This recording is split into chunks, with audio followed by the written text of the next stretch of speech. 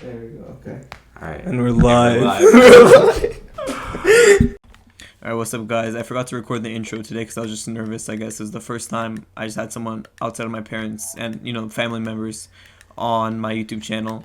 So, this is Noah here. He used to be on my volleyball team. And he is, I don't know, he's a good friend. He's a nice, chill guy. And I did tell him about my YouTube channel earlier. So, he just wanted to come on, talk a little bit, which was really fun. And, I actually got another podcast set up as of the moment I'm recording this audio right here. So that'll be fun. That'll be on Wednesday. Probably be up by Thursday, the video.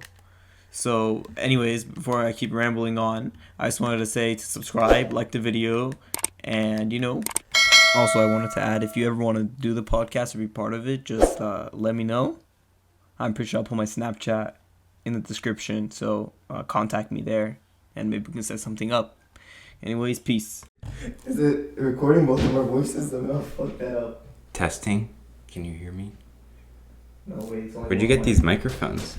$40 off. How much? 40 each. Ooh. They better be good mics. Hopefully. They look nice. Yeah, it's set up. Alright, we're good to go. I envy Joe Rogan's setup. You don't like the Joe Rogan setup? No, I want it. Talk so about bad. it then. I envy it. It's beautiful. The beautiful wood crafted table in the middle. He's got a box of cigars, some whiskey, and just the. I can get some whiskey, put it next to you. If it makes you feel better. Ugh, no, whiskey's gross. So are cigars. Well, I actually watched it. It wasn't that fun. It didn't look good. Which one? You watched the Mike Tyson one? Yeah, and it was it wasn't. There has to be something in the background that's kind of nice. So yeah, put some flowers. He has a big TV in the background, so Jamie, the guy in the back, is just pulls up whatever they're talking about before they even know what they're talking about. It's crazy. That guy is. Imagine that being your job, sitting there waiting for people to talk. That's literally his job, but I'm sure he gets paid pretty handsomely. I mean, these podcasts get at least 2 million views per episode. That's crazy, right? Yeah. 2 million for a 2-hour podcast. That's crazy. That's views, though, not money. But still, I'm sure he makes some money off of YouTube. But his videos don't have ads. The whole thing through doesn't have ads. Then he probably just makes money off sponsors. Or Yeah. something. Well, he made probably millions with Spotify. That deal with Spotify. Oh. That's crazy. Oh my gosh, I can't believe. Well, now actually, there's a new phone update, and you could just go on YouTube and picture to picture. So you just have the tiny screen, and you can do whatever you want on your phone while watching a video. I thought you need YouTube Premium for that.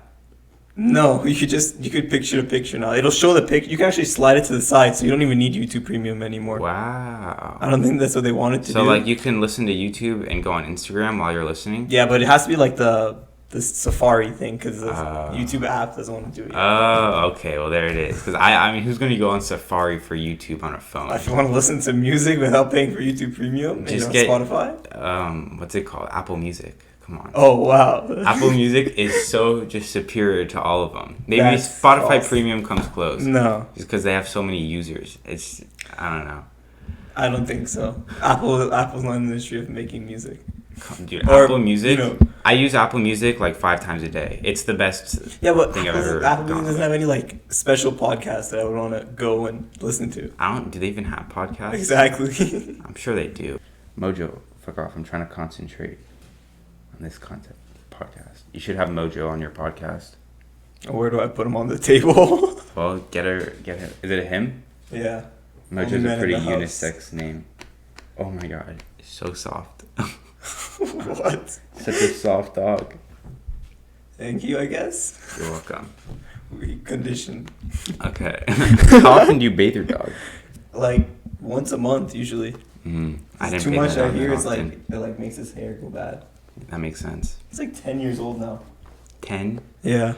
It sucks when dogs get old, man. It sucks so bad. Oh yeah, you had one. You had to put it down. Yeah, right? It sucks. How old was that? He was 14 or 15. Yeah. I think 14. So you had him your whole childhood. But what's crazy is we were just we for him to pass in his sleep one day. That was best case scenario. But best case scenario. But because we don't want to have to go pay for $80, go to the veterinary or the veterinarian. They charge? Of course they charge. They make that's their job. Oh, it's to kill dogs. It's such a depressing scene. It's like you almost have to sit there and laugh at it. It's crazy. Like I walk into the place and my dad's already a mess. My sister's kind of a mess. My mom's just there, and I was pretty like impressed with myself. I barely cried. I like teared up a little bit when he like went, and then afterwards, then I got home and I kind of like let myself go. But, not in front of the family. No, I gotta maintain composure.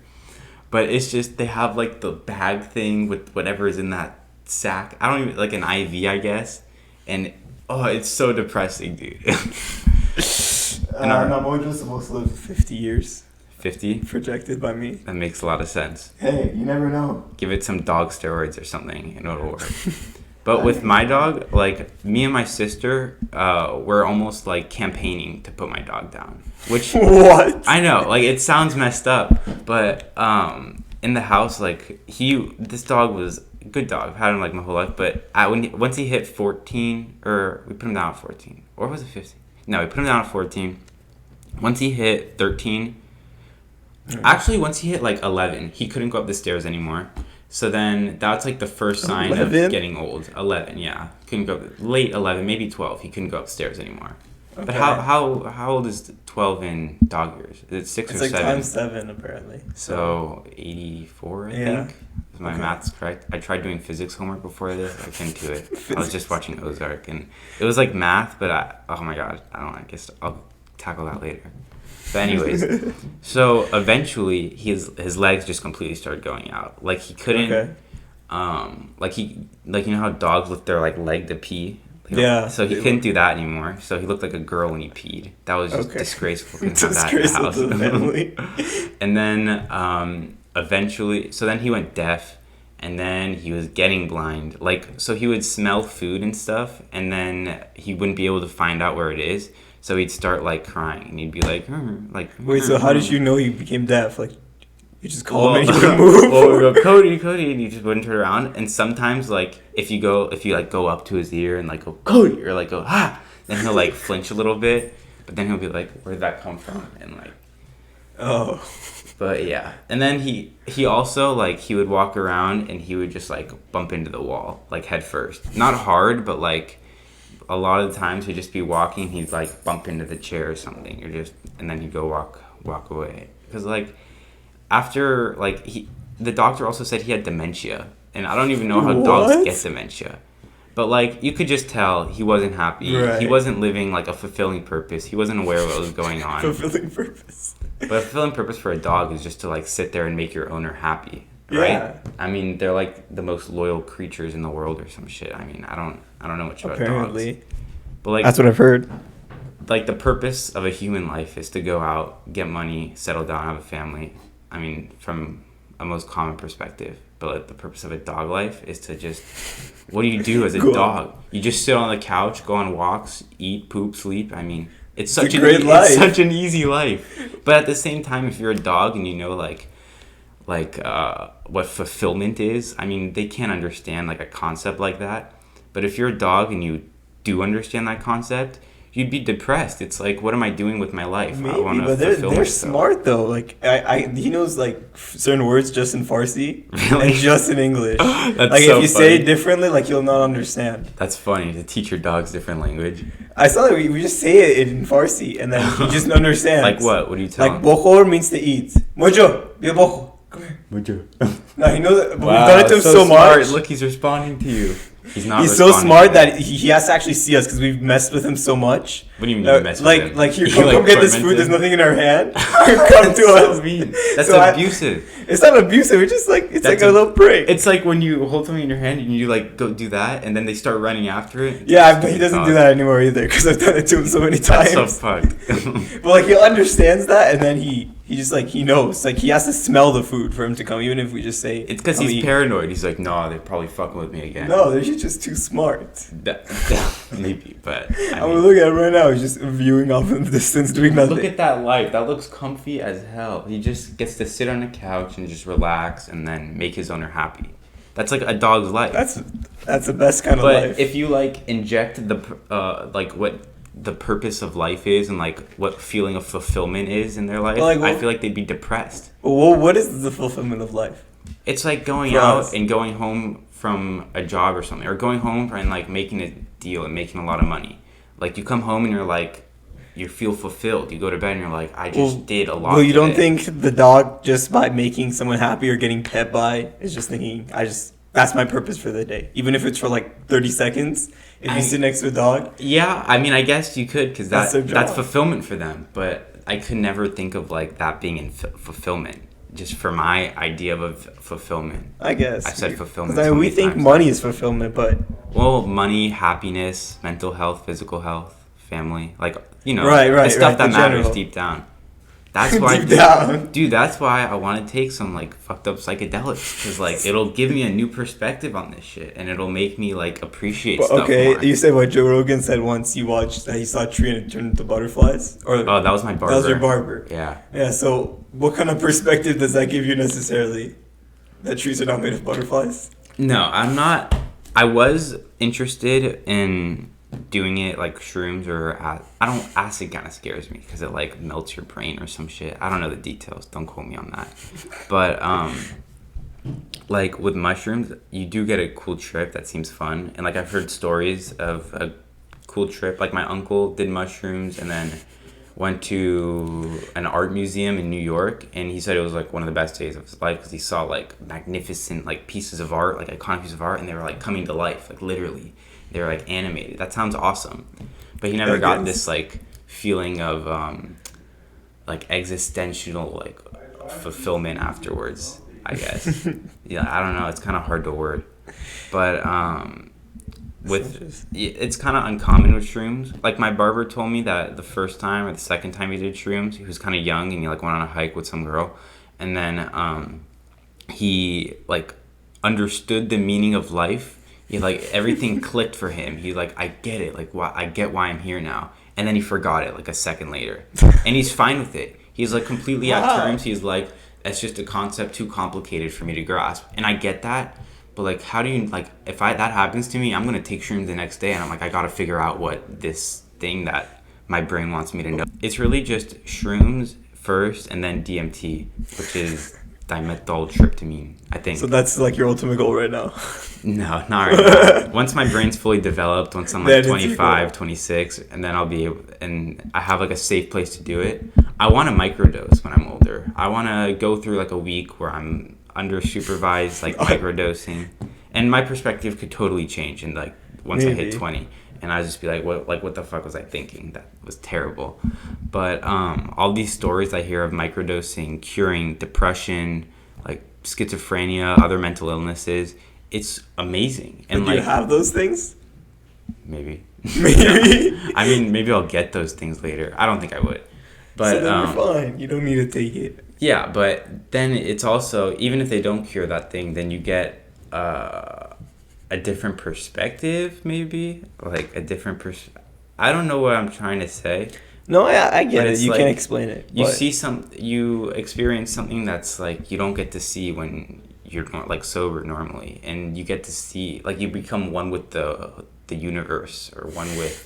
Yeah, it's hard to explain, but like you realize, like Joe Rogan said, I'm gonna be riding his dick so much in this whole thing. I hope Joe Rogan sees this one day so he knows how big of a fan I am.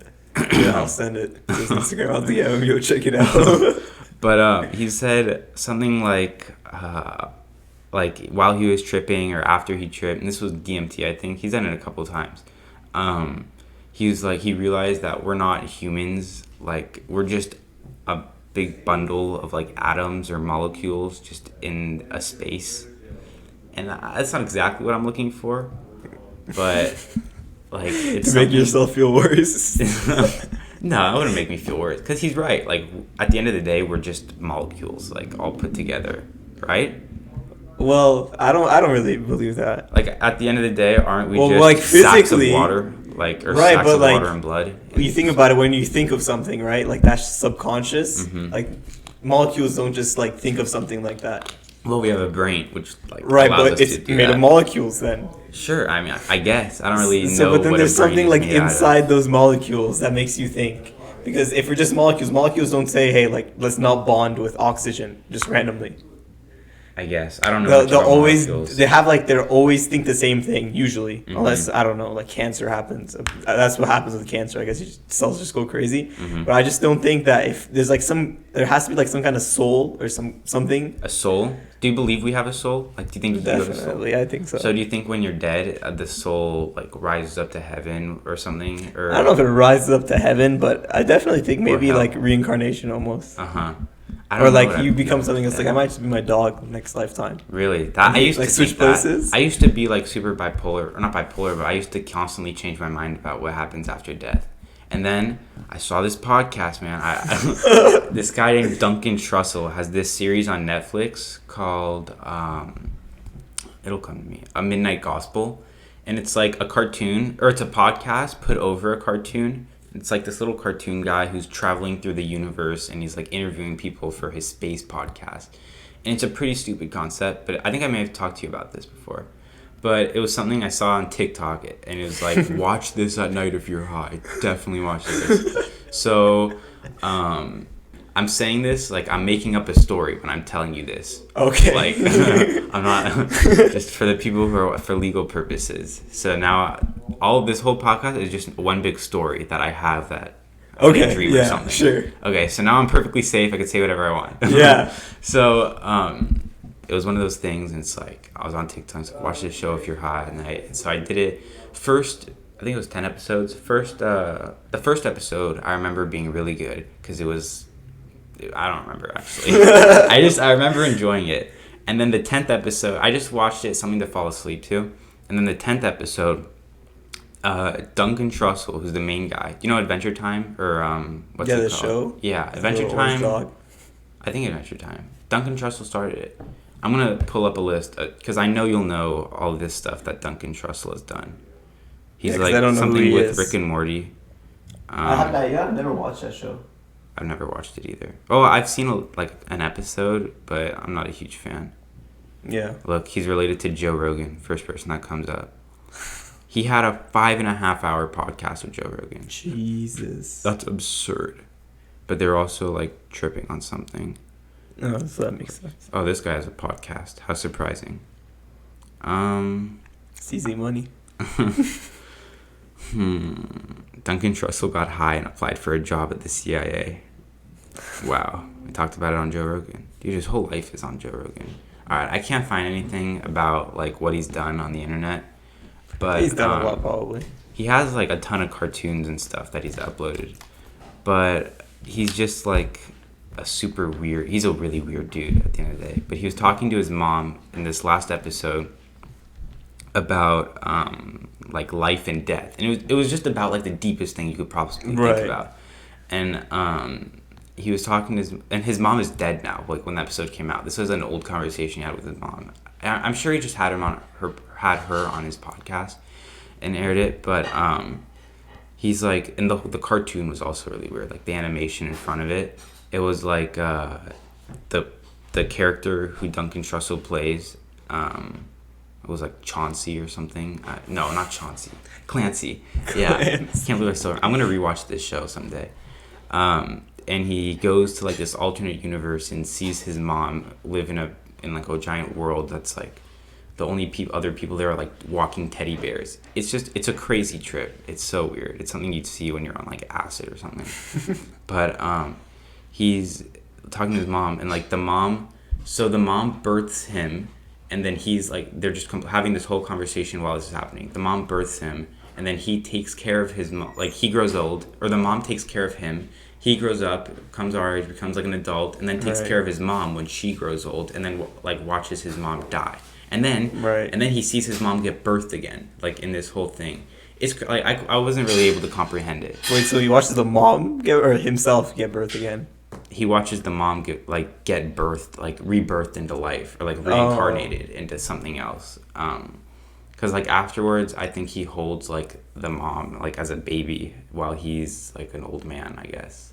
It was a really trippy thing. That's not even what matters. Like it's what he was saying that was crazy. But how did we start talking about death? We're talking about death, and this is like I was constantly going back and forth with like what I think happens after death, or what death even is. But he says this, like, his mom says that death is something that, like, you have to, something along the lines of, like, you have to embrace it. It's something that you can't be scared of, and, like, it's something that you come to terms with. And, like, there are tons of stories of people tripping on DMT or acid or mushrooms, and then afterwards they totally come to terms with dying, like cancer patients and stuff who are given this, like, experimental stuff, and they just trip balls on Right. ketamine or something.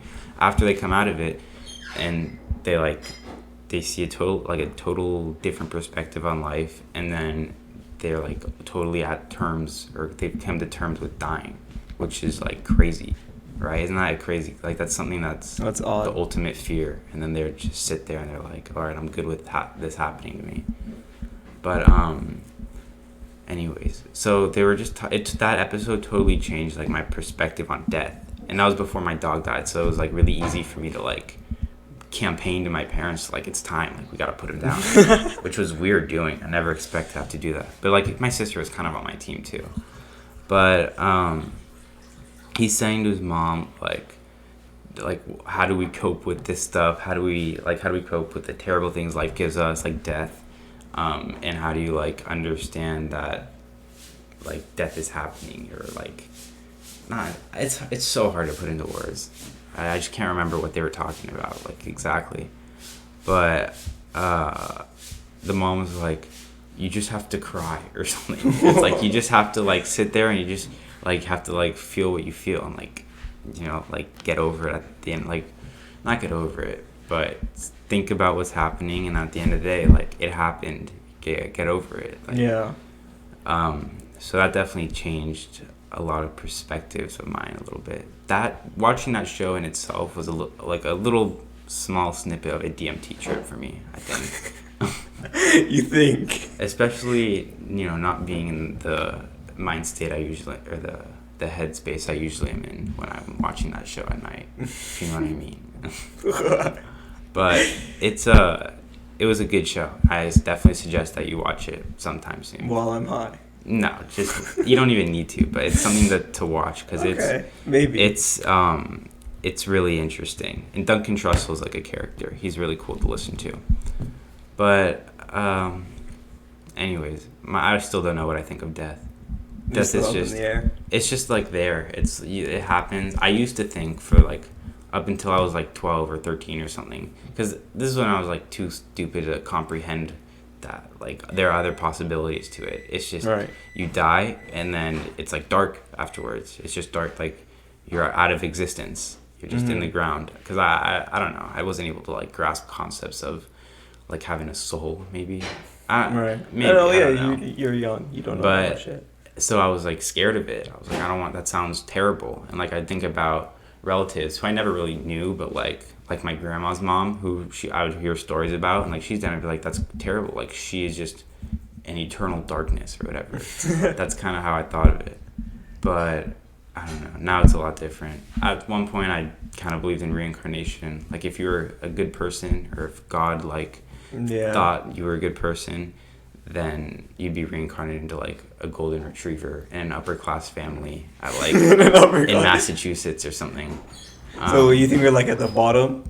Hmm? Like, if we get reincarnated, we would go up. Like you said, golden retriever would be, like, a higher level. No, but, like, it's like I feel like a golden retriever at a nice, like, ranch in Connecticut, or in, like, some far out place with, like, a loving family that gives you good food, and you get to go out and run on a farm every day. This is, like, I saw a meme about this a long time ago. This is, like, why this specific scenario comes to mind. Okay. But that does sound like a pretty fun life for a dog. That's a dog's, like, paradise. Yeah, I guess. I mean, like, animals aren't supposed to be, like, domesticated, are they? Dogs nowadays are. But I mean, they act like it too. Yeah, because they're bred. Even if they're bred born, for this. like, right when they're born, it's like they're still, like, domesticated. Unless domestication doesn't go to their parents through the kid. But, like, I'm sure Mojo's parents were house dogs, right? I mean, probably. And I'm sure their parents were maybe house dogs. I don't really know, but I know my dog's parents were house dogs, and because my dog came from a breeder, You know, I must Yeah. say, the Hararis don't fuck around when it comes to breeders. That's a French purebred breeder that we got. We got Oh, okay. or something. Wow, he must be living the life then. Yeah. Purebred. Only purebreds in the Harari household. Nothing less. Nothing less. No mutts. So gross. Okay. But I mean, when it comes to the point where that's like all they know, I guess they're like a different species than like prairie dogs or whatever, like non-domesticated dogs Right. or wolves. But well, obviously they're a different species. But it's weird to have a species that's like all they know is being domesticated. Like, could you imagine being a house pet, being born? Sounds amazing, to be honest. It sounds a little fun, but at the end of the day, like if you have your brain right now, or if you have like what you experience in life, being like having freedom, and then being, it's even like comparing living here and like living in North Korea almost. Because in North Korea, these people are like domesticated house dogs at some point that are abused. I don't really know. I have to. I feel like I always have to be in somewhere to believe it. Like I don't know how new North Korea is. I don't either, but dude, it's like the things that happen there. I feel like I have to believe it. I mean, Kim Jong Un, or I shouldn't say his name on this podcast. He's gonna find that and he's gonna come kill me. But like what happens in North Korea, or here, let me ask you, like, what do you think is going on in North Korea? Like, do you think people there can just go out, start a business, maybe, you know, go? I actually don't know. I'm actually just like indifferent because I've never been there. Mm-hmm. Like I can only account for places I've been. Like here, only California I know. There's like maybe like central states are different. Mm-hmm. The way they think are different. But I can only just like account for what I see. That's true. And like you know that. But like that you have to think too. about something. Like you have to just think about like if someone like put a gun to your hands, like what do you think is going on there? It's like. Well, what do I think? It's just another country with a leader instead of Mm-hmm. like a democracy. Well, even here it's not a democracy, but. Have you seen The Interview? The That Interview. movie on Netflix with Seth Rogen and Dave Franco. No, Or I've James heard about Franco, it though. I can't remember. I watched that Social Dilemma thing. That's the only thing I Oh, we'll watched. talk about that later. Yeah. But The Interview, it's like Seth Rogen and James Franco, they run a show, and then they interview Kim Jong-un, but the CIA is like telling them to assassinate Kim Jong-un while they're there. So Kim Jong-un, like, he invites them to North Korea because he's a fan of their show, and he like puts on a huge front for them to show that North Korea isn't a bad place at all. It's Right. like perfectly fine, like puts up fake grocery stores, and they're like, and basically Kim Jong-un like wins over Dave Franco's heart, and he's like, oh, it's such a nice place here, like you're not a bad person. Right. And then one day he goes on a walk outside and he sees the what's it called, the grocery store is like has fake food, and like all the fruit are like plastic and shit, and he comes back and he's like, Kim, you monster, blah blah, blah. And then long story short, like a huge battle goes on. They just blow him up in a helicopter. It's a stupid movie, and it wasn't even that funny, but it's Seth Rogen and James Franco. Okay, Or maybe Dave I'll Franco. check it out. I still have no clue what his name is. So about North Korea. It's like being a North Korean citizen is like being a different species of human, if you think about it. Because what I think was on there, again, I don't know, I've never been, is that people there are just like, they have little to no rights. Like they can't watch, they can only watch what the government gives them. Like there are only a certain amount of programs on their television, and almost all of it's propaganda. And then they can only go out when they're allowed to go out. There's a curfew at night. There's like there's no capitalism. It's not even socialism because of how poorly they're all treated. It's not equal. But it seems like a terrible way of living. I mean, if they're happy, because I don't know, because here you could say they control what we watch. Yeah, but to an extent. Like, it's to such a littler extent to what they get to over in North Korea, or even in, like, Venezuela, I think. I mean, if they're happy, it doesn't really matter. Because You some think people just don't want to, like, they just want to, like, have a path for them. Mm-hmm. They don't want to, like, you know, Yeah. think for themselves. They're also almost. born into it, so it's all they know. But, like, I don't know, just being born in America and having that sense of, like, you're American, you have freedom, like, that's, like, such a fundamental right. And then if that's taken away, it's like, what's the point of living if you don't have freedom? Right. I mean, that's what we were taught since since the American Revolution in school. Like, what's it called? What'd that fool say? I wrote an essay about him. Give me liberty or give me death. John Locke. Yes. Congratulations. I wrote about him in AP Lang for like some practice shit. I got a 4 on that test. Shout out Miss Connolly. Maybe she'll be watching this one day. Honestly, everyone hates her. Did you have Miss Connolly? Yeah, but I had it for regular English. Yeah, everyone hates her. I liked her. I thought she was such a nice. She wasn't nice, but she was like a good, like on her shit and like responsible teacher, and like I could go to class and like respect her authority, I guess. But I don't know. English was never my good subject. I don't think I've ever got like above a C on an essay. Oh, me too. I got a B once on an essay, and it was like one of the best days of my life. Yeah, but I got a B minus in that class in the last second semester. It was. I remember actually the first essay I ever wrote in high school. The teacher said, right? It was like off those like summer reading books. I think it was Little Princess or something. Oh, do you have Heredia? Yeah. Honors English? Yeah, I had that class too. That was such a mistake. But honors English she was like, write a paper, like just like one paragraph and, a thesis. So I said thesis and I put a colon. I wrote my thesis on top. This is like the final, like an essay, the final draft of an essay. Yeah, because she's just like, okay, right. And I had no idea what a thesis was. So I wrote thesis at the top of my paper. You went to Portola, right? Yeah. Portola is just too ghetto to teach that type of shit. You gotta go to AC Stell. Yeah, Calabasas. Not like middle school is useful anyways. It's just like a... Why didn't you go to AU, right? You live right there, right? No, I used to not live here. I used to live in like Encino. Where in Encino did you live? Encino. Thanks. Do you know where Brian lives or where Eden lives?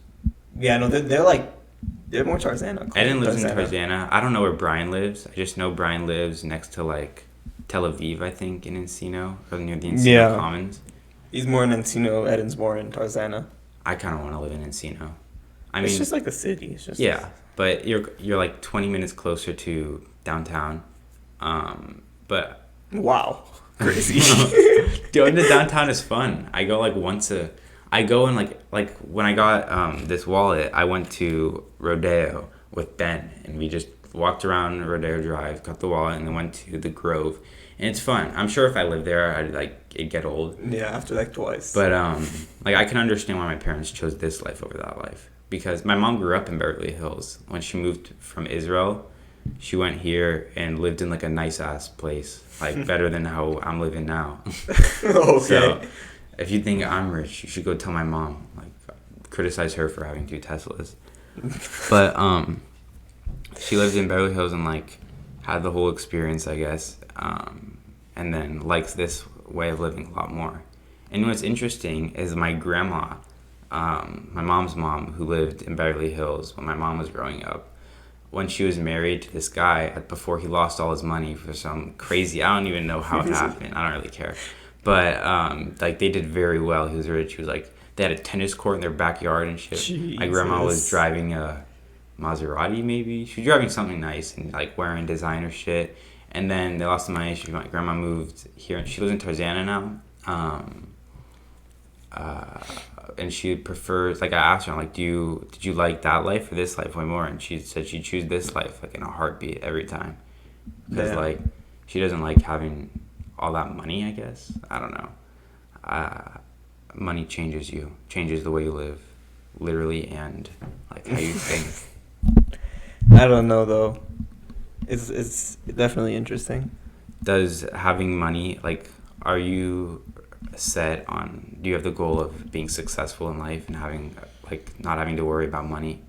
Yeah, but it depends how much not having to have money is, because for some people, if they can just like live anywhere and just eat, that's living. But some people like need certain things, or they want certain things. Like when you're older and you're living by yourself, are you going to want to have a nice car, want to live in a nice apartment or a nice condo? Eventually, I mean, it would be nice, but I don't see it as a goal. I see it as like extra. Like if I can like, feed myself and just live like decently.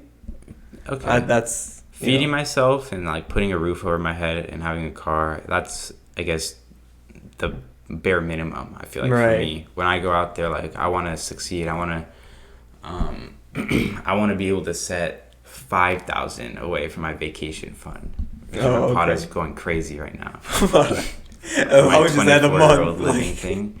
He like fucking went off on this kid in my class for having like 1,000 for vacation fund, 1,000 a month for vacation fund. He's like 1,000. he gets up to the camera. Oh, yeah? He's like, "You are insane, mentally insane. If you think 1,000 You'll per be month successful vacation. for the rest of your life. Yeah.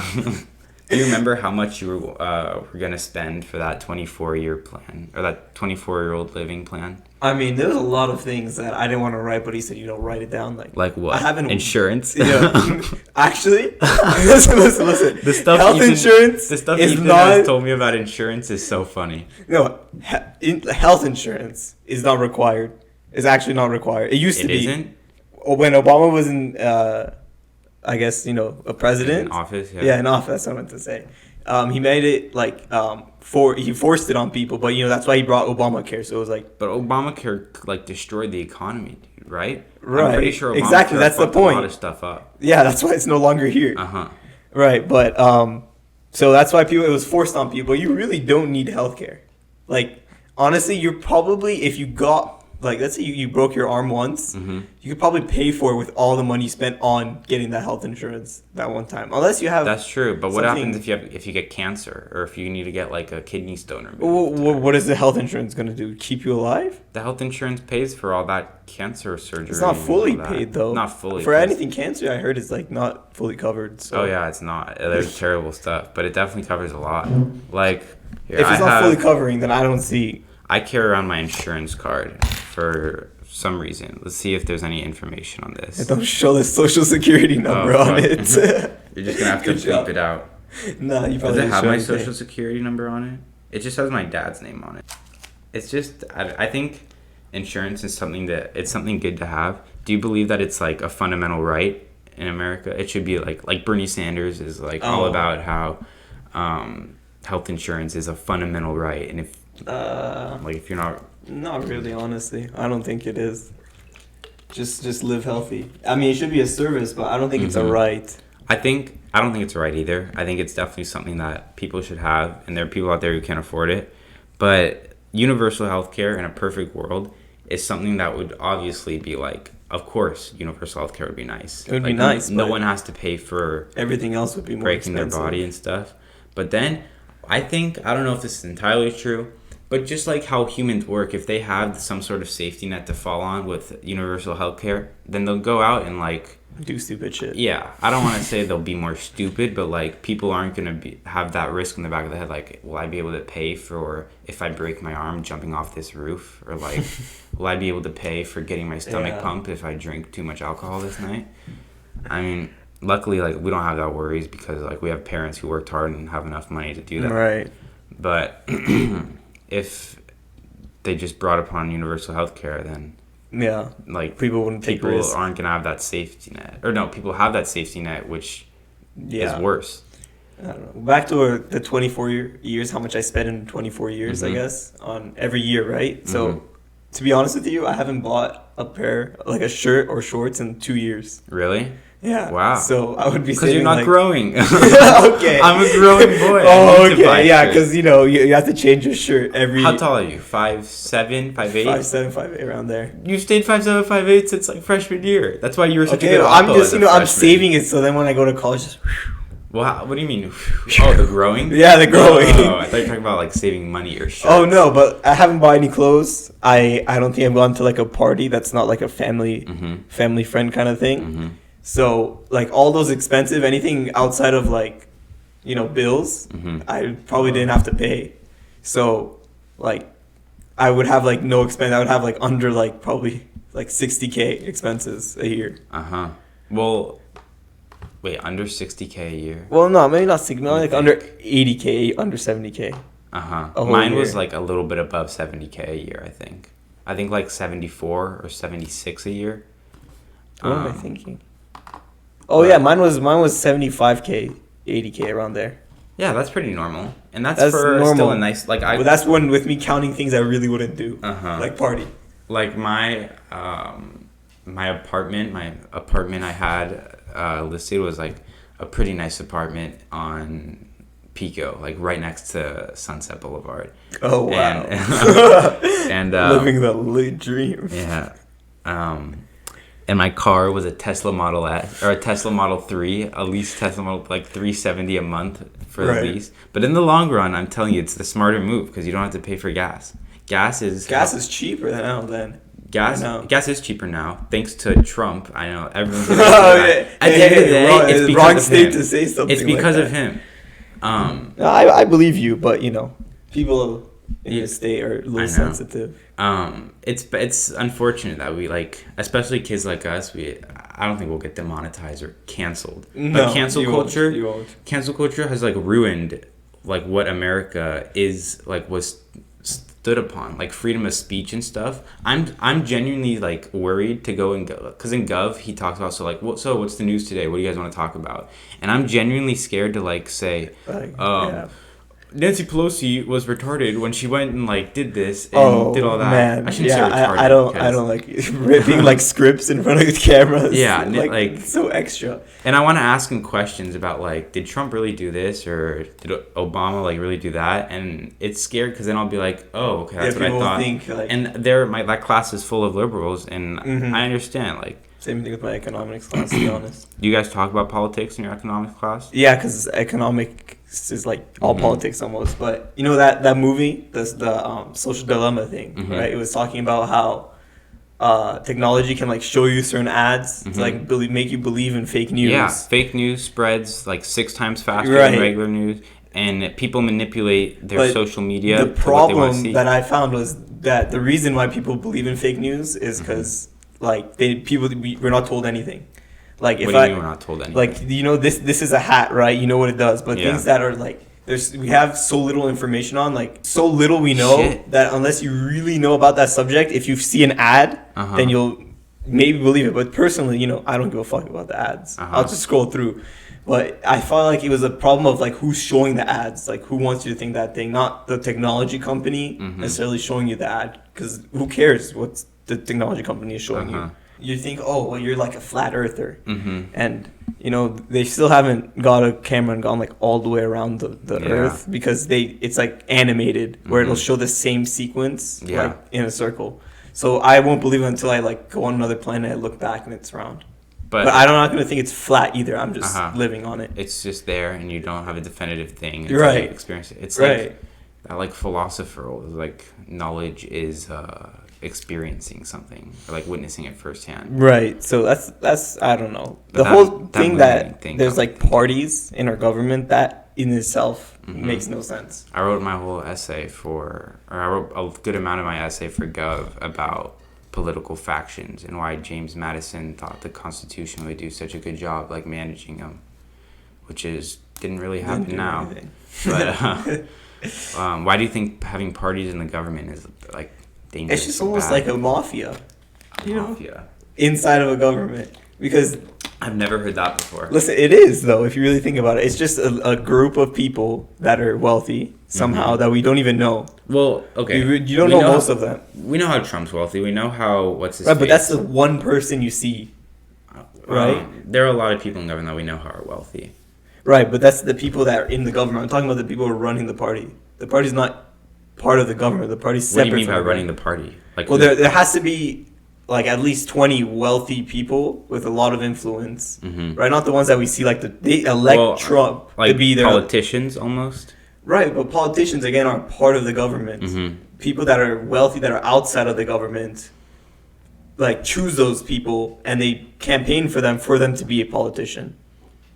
I see. Right? You know how the lobbying, they'll try to get their people into. That's why there's certain it's just having representatives. Trump is the Republican representative. What's his face? So they want them to push their ideals to either make them richer or more powerful.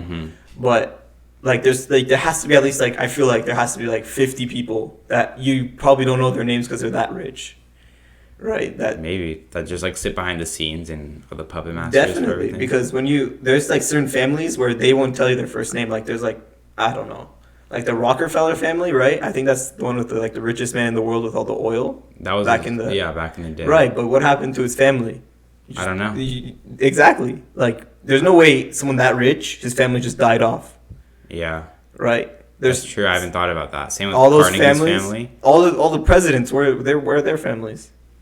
I mean, The former presidents. were all the presidents like rich? I think They, Trump they was were definitely powerful enough to be powerful. rich. I mean, yeah, powerful is like wealth, but rich we're talking like money and net worth. And Trump, I feel like, is probably the richest president in a while, at least.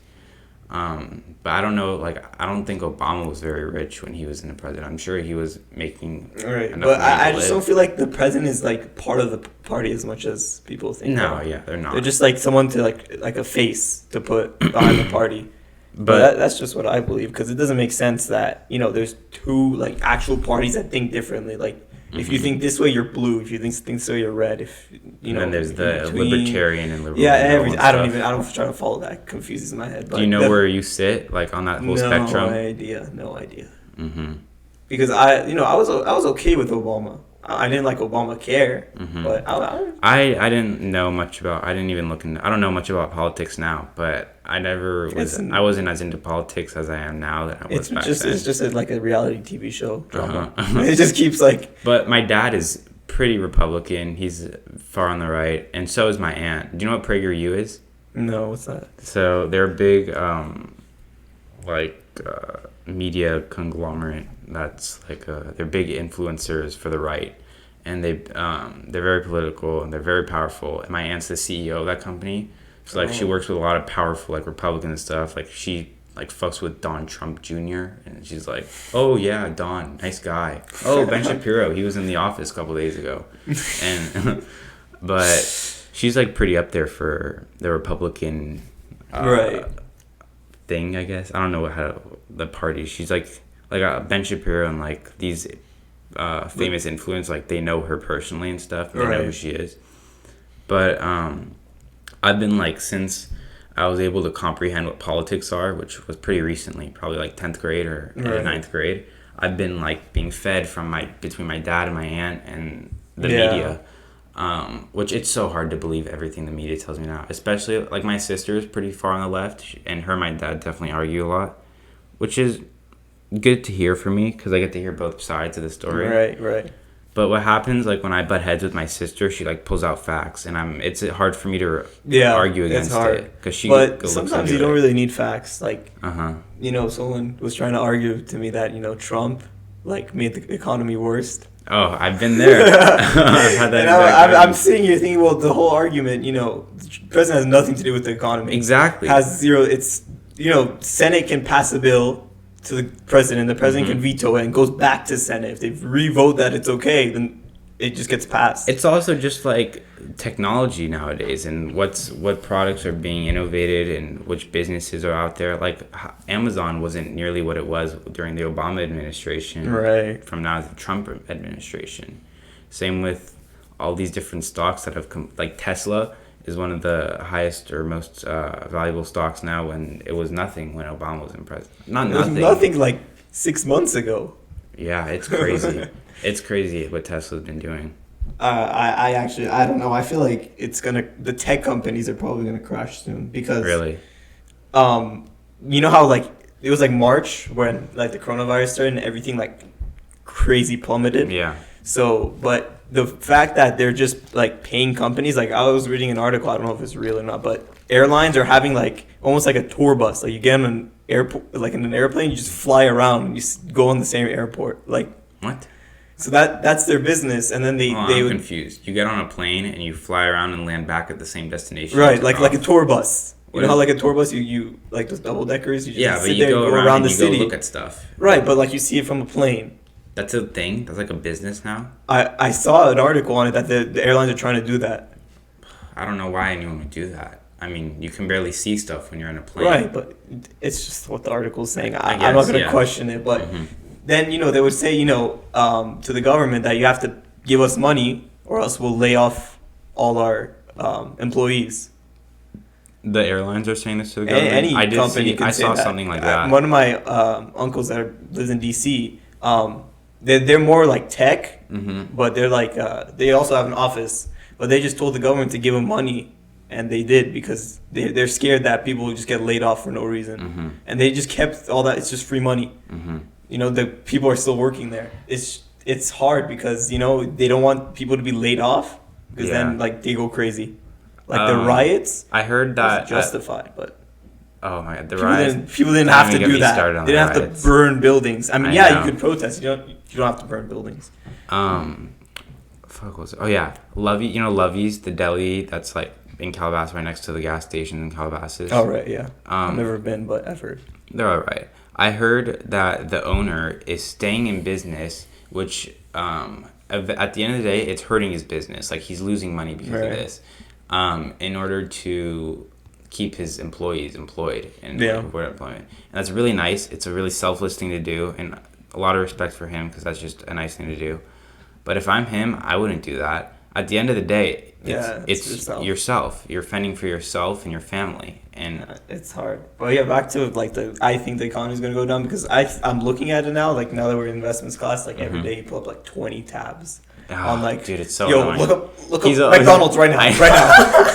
Look at that dividend, 36 cents. Stocks. Oh my god! I don't think I've ever seen one person obsessed with that stock as much. McDonald's is probably it made him money. He bought his house, so that's why he's like he trusts on it. But the whole point of like trusting on like virtual numbers is tough. Because my dad used to day trade, and that's how we made most of our money. But then we like lost all of it like that too. What does your dad do now? He's like a security for a bank. A Union Bank. That's pretty cool.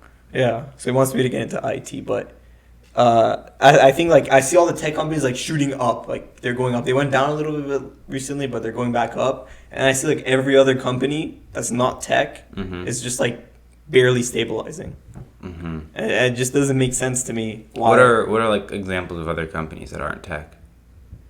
That are growing? Not that are growing, just a company that's not tech. Like Amazon's tech, right? Yeah. Apple's tech, obviously. I mean, anything you can think of. I guess you can buy stock for gold. There's like a gold stock. There's a gold stock. If you don't want the actual like physical gold, it's like $100, and you buy like a share of like it's like a gold mine. It's like a gold mine corporation. Like they hold gold. I see. So it's like there's a bunch of things that are like kind of just staying there. They're not really going up and down. But the tech companies keep rising, and the amount of money they pumped in, people say like trillions. And they're giving people, allegedly, someone used to work here that was a lawyer, so they had like a bunch of employees, and she still had this address. And so every time someone got laid off, they would send like a mail. In our mail, they would show like their monthly earnings and how much they're gonna get paid, like as a layoff. Yeah, the layoffs are interesting because they still pay you after getting laid off. I think they've recently stopped that. I'm not sure. I don't know. I mean, you could say like the stimulus checks are kind of like that, but what you were saying like about the stocks with the tech companies and stuff. My sister is like she's out of college and she's trying to find a job, and I feel bad because like she just like the worst time. Like she worked her ass off in Berkeley for a molecular and cell biology degree. Yikes. And my aunt did the same thing. It's not doing shit for her. Like that degree isn't like it's not something that she's saying like I have a degree in this. No one gives a shit. My aunt did this, got microbiology, and she never pursued it. What is she doing now? She's a yoga instructor. Wow, like that's like the opposite of what I think she did. Yeah, because I mean she wanted to do it, but I don't know. She got the degree and then just saw there wasn't jobs. She didn't like it anymore. Yeah, my sister doesn't even want to do like cell biology stuff. She wants to be like a science journalist or something. She's writing for a lot of companies or like as an intern, and she's been interviewing people a lot, but she just isn't making money, and she's been like working her ass off to try and get a job, and I feel bad. It sucks, but she said at the end of the day, like her friends that are who majored in computer science and coding, like that's where the future is. That's where money is. And if you want to go make money, you have to teach yourself these technological programs. You got to learn how to code. You got to learn how to use these types of software. Computer science in school. Dude, I don't want. That's why I'm scared. I don't want to do that stuff. I don't like sitting down and like working on a computer the whole day. That sucks. Like, that's just not my type of... So, what would be your type of... Like, what are you interested in? So, best case scenario, I want to do what my mom did. My mom was, like, an executive at LVMH, and LVMH owns, like, these designer brands. Right. And she had a nice office on Rodeo Drive. Fuck, that seems like the life. Because, like, I really like fashion and stuff. Right. And, like quality stuff. I mean, I'm a 17-year-old with a Burberry wallet, for fuck's sake. Like, I spent $200 I could have spent on loot boxes, COD points, and I got myself I don't know. I don't know if it wasn't a smart decision to buy it, to spend $200 on this, but I feel like I'm able, like, not people aren't able to like appreciate certain stuff, but like when I see this, it like makes me feel good about myself. It's like this is a nice piece of quality. Oh man, if you saw my wallet, you'd throw stuff. up. It's actually it's ugly, but it has meaning for me. What do you mean it has meaning? Like, I don't know, my grandma just like sent it from Iran. It's like badly woven leather. It's like real leather, but it's like shit woven. Like it's falling apart. It's a family like heirloom at this point now. Well, I'm pretty sure she just bought it randomly and just gave it to me. But like, never mind. like it's actually like, I don't know, but it's like shit quality. I used to have my But I dad's. don't really care. I had my dad's leather wallet that he had since he was like my age or something. Like that wallet is like twice my age, I'm pretty sure, probably even more. The one that I used to have, but it was like kind of falling apart, and I didn't like the fold wallets. I wanted a slim like card wallet because I don't carry much in it. So it's just a little bit of cash and then my 4 cards. But anyways, like my ideal job is to, I guess, work as like an executive for a company that I'm interested in. So it could be like a company about like it could be like a nice designer company or a clothing company or like a streetwear company, but I wouldn't want to like design shit for them. I'd want to be like a high up executive or a high up manager because I like to sit down and like do nothing, talk. Not too, but like I want to go, like my mom she was basically the managers for the managers at like each individual retail store. So she would go around and like hire the managers and do like reviews on how they're doing. And then she would like get flown out to Paris, first class, of course.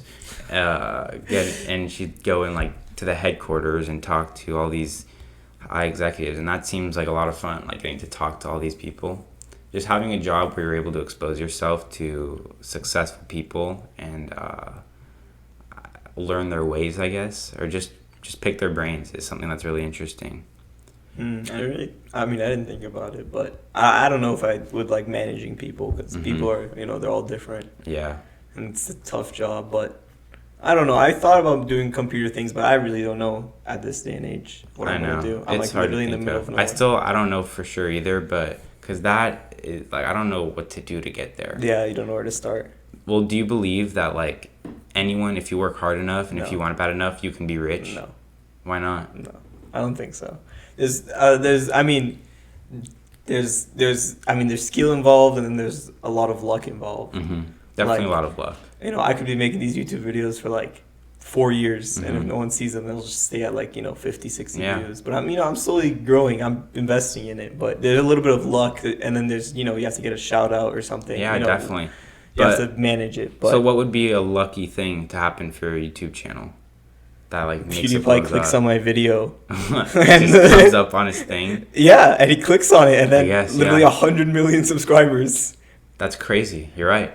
Right? Like a lot of channels are built like that. Like there's a Mr. Beast video where he does a challenge, and if you finish a challenge, he shouts you out, and that person has like 3 million. He used to have like 400K. Was that like giving someone 100 million or 1 million subscribers? Yeah, that video. I didn't watch that video. I watched the one where he signed a bunch of hoodies. Yeah, that's just a time lapse video.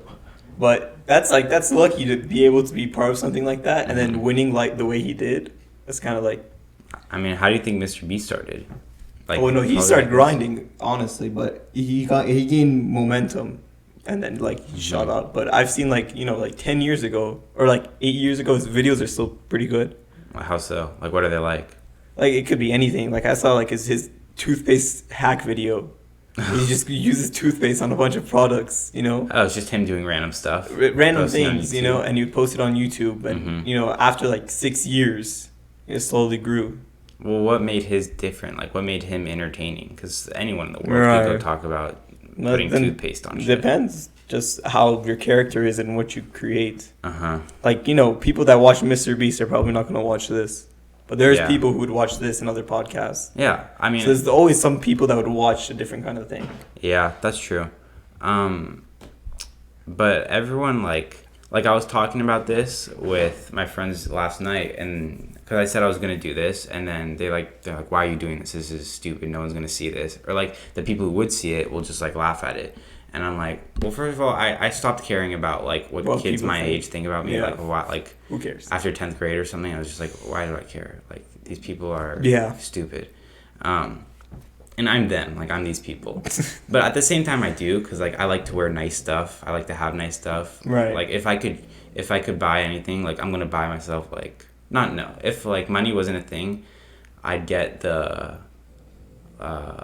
like the Dior shoes or like Okay. or some Off-White pants. You know, I'm not a huge fan of Off-White, but I'd get myself nice stuff that looks cool. And, Right. But it's mainly for me to like walk around and be like, yeah, like I look good and like I look presentable. But like in the back of my head, it's like, oh, that person must think I look nice. So, like that's a little plus, you know. Yeah. So when it comes to that, I care what people think about me. But like for this, I didn't really give a shit because like in the back of my head, I've always wanted to start my own podcast. After watching Joe Rogan's, like I've always thought about it. Like, what if I had my own studio, talk to these people? That sounds so fun. Yeah. Talking to like these interesting people, and we're not the most interesting people in the world, but this is still like this is the closest I'm gonna get to it. If I really want to do it, which I don't think I'm gonna start my own podcast. Yeah, you never know, you could. But I have a lot of respect for you for doing this. Oh, thank you. This is bold. I mean, I wouldn't have the like. I want to start my own. Can Mojo stop fucking snoring? Mojo, yo, relax a little bit, bud. He does it with his eyes open sometimes. So did my uncle had a pug named Punch, and he would sleep with his eyes open and snore like a motherfucker. Yo. That is crazy. It woke Mojo, up and then it woke up, fell back asleep, and started snoring instantly. He just needs to sit correctly. If he sits correctly, like it's his position. So cute. Thank you. I want a dog again. Yeah. I try to convince my mom to get one, but it's not gonna happen. You just go buy one. You have a car. Listen, if you could honestly keep it in your room, and I'm pretty sure your house is big enough to where she might not notice for like a month. If you, I can't keep a dog in my room. How am I gonna let it out to go piss?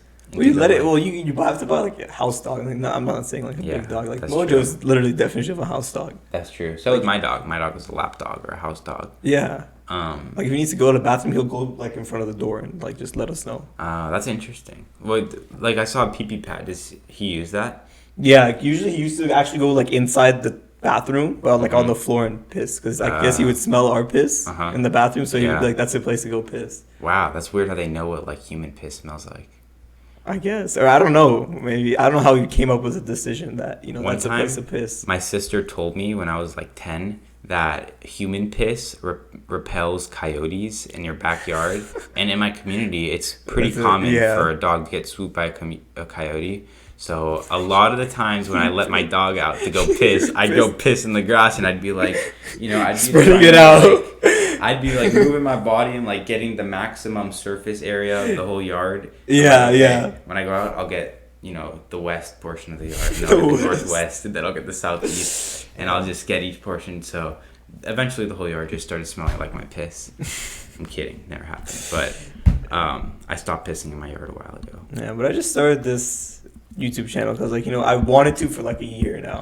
I don't watch Netflix at all or Hulu. I've subscribed. I just canceled my subscription to Hulu, but I just don't watch them that much. I watch YouTube more because I feel like it's more fun to see like one person created content. Yeah, it's interesting. It's more interesting. It's cool to have that opportunity to project your content to the world. Yeah. I don't know how many people are on YouTube, but the amount of views that they've collected has got to be in like the trillions. I think that YouTube's probably gonna like overtake. Like I feel like it's gonna be better than Twitch and live streaming too at a certain point. I mean, YouTube is way better than Twitch, I think. Even though I've started to get back on Twitch in the mornings a lot, I go on and I go watch Craggy stream in Overwatch. Right. And I do that a lot when I'm just in class and I'm bored. I'll just watch him stream. But I love Craggy. But like Twitch, I feel like is good because of its like, I don't know, like its community around. Because at the end of the day, if you just full screen your video, you don't even see Twitch. Yeah. It's just a video. So it's just like networking and how it presents itself is where Twitch definitely has its own community. Like it's different from the YouTube community. Yeah. But like all these platforms do. Like Reddit has a different community that's definitely kind of a sus community, I guess. I don't know. Reddit has a weird rap. But it's not that bad. No, I like Reddit. The few times I use it, it's a good place for information, for some kind of information. My freshman year, when I was really good friends with this senior, Eric Scrayback. If you're listening, Eric, what's up? It's been like 2 years since I've talked to him.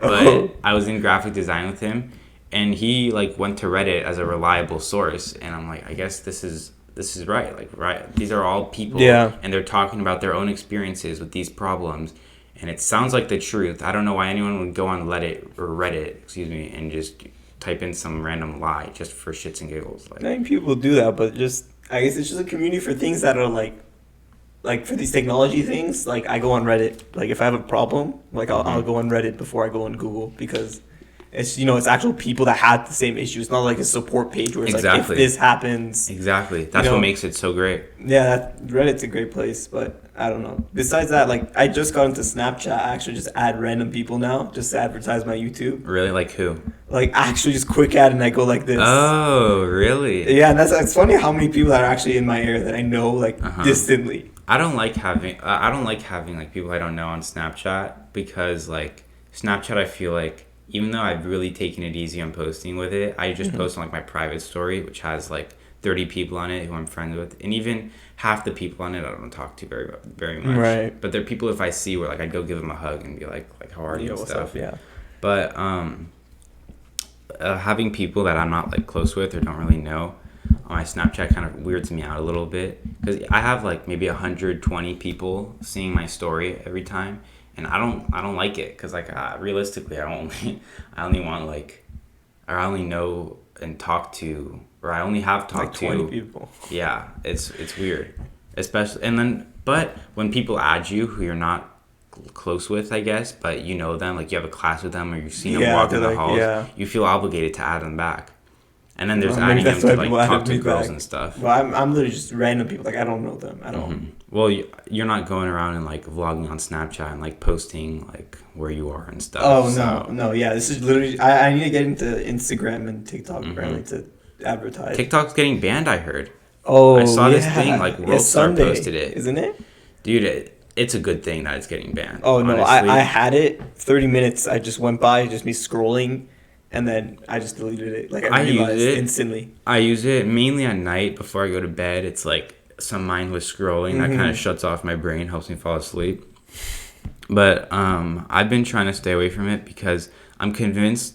Like I've seen my friends go on TikTok, and this is gonna sound mean. You might have to cut this out. But they are like zombies when they're on it, and this is like from The Social Dilemma explaining this to me. They would just sit down and go on TikTok, and like the only interaction they'd be like one here, and they'd just be on TikTok scrolling, and the only interaction they have is every 10 minutes they'd be like, hey, look at this. and I was sitting there, I was watching Joe Rogan and David Cho, great podcast. I was sitting there, I was like, what is he? I was like, oh my god, it makes it hard to interact with them. And then like when you're hanging out with people, like I hung out with Ethan Sumek recently, and we're in my car and I was rolling a joint, and me and Sumek were sitting shotgun. Yeah. Allegedly, yes, this is all a story that I was talking about. A dream you had yesterday. And Sumek, or me and Sumek are talking, having a good conversation. I don't tell people this because like we'll be hanging out and like we'll be playing pool and someone will be on the side like on TikTok and you'll hear like these TikTok songs. Oh my god. And you'll hear them faintly and it drives me nuts. And I doubt how far do you think we've been in this podcast? Like an hour, it says. An hour? Wow, that went by pretty fast. Yeah. I have to be home. I have a dinner at 6, so I have to leave at like 5:30 the latest, which I'm sure will be fine. Yeah, you'll be okay. Or you got like Shabbat or something? It's some Jewish holiday today. Yeah. It's shouldn't you know? It's is it it's the one where you dip apples in honey. It's the Jewish New Year. I can't remember what it's called. I don't know it. It's Yom Kippur, isn't that what's That's fasting. That's really? Next weekend, I think. Oh, so then what's should I fast this next weekend? Should I try it? You know, I did. I put a video on YouTube. You water fasted, which I think I'd be a lot better water fasting, but I wake up and I don't eat breakfast till like 12:30 or something when I fast, and then I eat breakfast and I'm like, why am I going to do this to myself? I'm not a religious person. I don't see the purpose behind fasting. It's just like when I drank water, like after the first like where you're really hungry, you just don't become hungry anymore. Like you don't feel it. At night, after I eat dinner, a lot of the times, like when I'm hanging out with people, we'll go to In-N-Out and we'll get like a second dinner at 11 or something. Yeah. A lot of the times because we're allegedly pretty high and we get hungry. But At night, like when I play Overwatch and stuff, I start like at 9:30 or something, and from 9:30 until on a weekend, usually until 1, I go to sleep, and then on a normal day, I just go to sleep at 12. I get hungry, but I have this like big water bottle or like plastic water bottle with a straw in it, and having the straw makes it a lot more fun. So you like That's so what like I you get to realized. play, and you're like slunched over, and then you have the straw stretching, you can chew on it, and you're like Yeah. Overwatch, and you get to suck in whenever you want. No, yeah, life Awesome. became boring when I water fasted because eating is fun. I realized that Eating like, is fun. It's Eating it's good not food is fun. it's not like to be like full because you could honestly just eat once a day or once a week. Honestly, Really? Yeah. Like with water. Well, water is the that necessary doesn't. part. Yeah, that doesn't seem healthy though. You won't get the proper like enough nutrients to do that. But no, I don't. I felt fine honestly, but I only did it for a day. But Mhm. honestly, I might try it for longer. Because That's it wasn't. I didn't feel. I went swimming. I just did normal activities. I just drank water Mhm. instead of eating. interesting. I mean, you should try it at least for like a day or two. For Yom Kippur, when my dad will be fasting, I'll just water fast. Yeah. Or at least I'll try it, but I'm not gonna like push myself and be like I have to do this. If I get hungry and I get uncomfortable and like I can't focus on something because I'm so hungry, I'm gonna go eat some food. No, you just have to, but that initial part you have to get past. The first lunch you miss or the 1st dinner you miss is the hardest. Well, how part. long does that feeling of like that emptiness in your stomach? I and it's mean, for growling- me, it was helping because I was playing Overwatch and it kind of like distracted me for the first parts. It but- distract you. Want to be like indulged in playing these video games though. You don't Well- want to have. You don't want to be hungry. Well, yeah, I know, but like it kind of puts your mind off of things. You're in the middle of the Overwatch game. It's intense. You gotta focus. You can't. Oh, like the Overwatch took your mind off of the hunger. Yeah. Oh, I thought you were saying the hunger was taking your mind off of No, Overwatch. no, I'm not gonna risk SR. You crazy? Yeah, dude, I've dropped so much. But- I'm back with the platinum icon. It's so disappointing. It's okay. I'll get I back. feel like a peasant with platinum. But I'll carry you with my Soldier Fuck 76. you if you're platinum. You're worse. You're just worse than me. Oh, I'm platinum.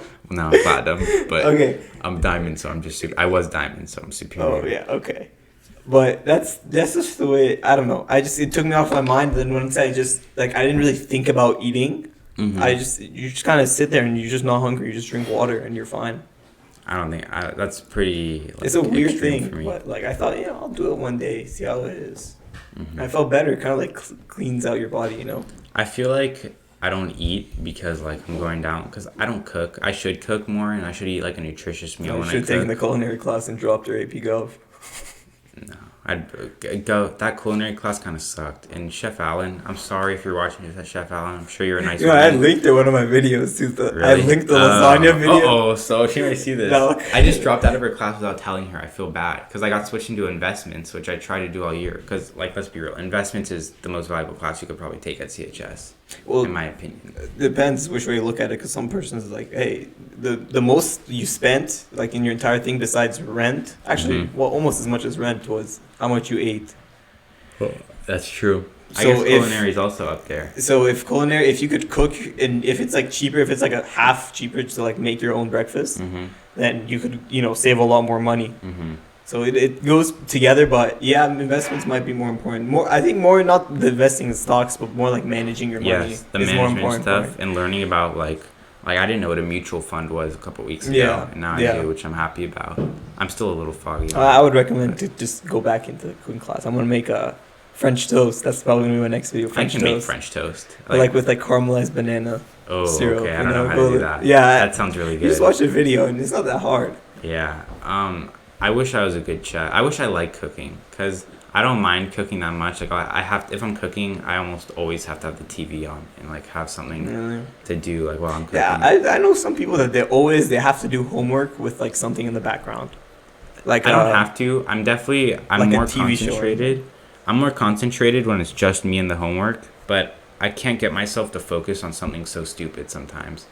Sitting there for my chem work or for my physics work, I felt so why am I doing this? Why do I need to know the initial velocity of a car passing a pole? It's come on, who cares? So I have a podcast or I'm watching Ozark. I'm getting very I've deep seen into it, Ozark. but I've heard good things. Yeah, so I'm almost done with season 2, which is bad. I went through it so fast. It's so bad. But I was watching season 2. I couldn't get any work done. I was doing a problem every 30 minutes. But if I really sit down and You'll probably do hear my homework, you can I'll be listen able to do it this fast. during your homework. Yeah, I'm gonna re-listen to this sometime soon. No, I honestly think I'll make this and maybe in a year and in the future, like I'll look back and I'll be like, maybe I'm Mhm. smart, maybe I'm dumb, maybe Oh yeah. this was a I'm stupid probably gonna idea, look back waste and of be like, time. oh my god, I was so dumb. Yeah, why did I show up on the podcast? I think I look back at like my memories or something, or like my Snapchat memories, or just old photos. Oh, yeah, like 1 year And ago today I'll stuff. see like me doing some cringy ass shit as a freshman, and I'm like, oh, why did I do that? But then again, you're a freshman. Like as a senior or as a freshman, I'd always be like trying to impress seniors. Like being friends with Eric as when he was a freshman, like being friends with him. Like I'd hang out with him after like outside of school and shit. And like we'd sit next to each other in graphic design and talk the whole period. It was so fun. I felt really cool being friends with him. Going off as a freshman gave me so like completely boosted my ego, because just going off, I thought it was so cool. And then just being around them was just cool because they were so much more mature. And I feel like I've always wanted to have, or I like hanging out with people who are more mature than me. That's why like I wanted to hang out with Max Strell really soon, because he's someone older than me, and I've always, every time I talked to him when I was a junior and he was a senior, I don't know if I was learning stuff, but I was like, having a genuine conversation and like appreciating what he was saying. I guess a lot of the stuff that, I don't know, it's like for me, I just interpret it as like I'm ready to go to college and make new friends. And I don't know, it's hard. I mean, you'll find. I only have like 3-4 friends from school, like that I actually like see. It's like you might be the only person that like outside of my like close friend circle that's ever been to my house. It's the same for me. You're the only person who I've like interacted with in person that's outside of my circle, and my circle has already completely changed now. It used to be a lot bigger, like with my other friends, but it's definitely like gotten tighter and tighter. But I talk about like, because in a way this is like, it's therapeutic to talk about all the stuff that you need. But Tinder girl, Sarah, she's basically like my therapist now.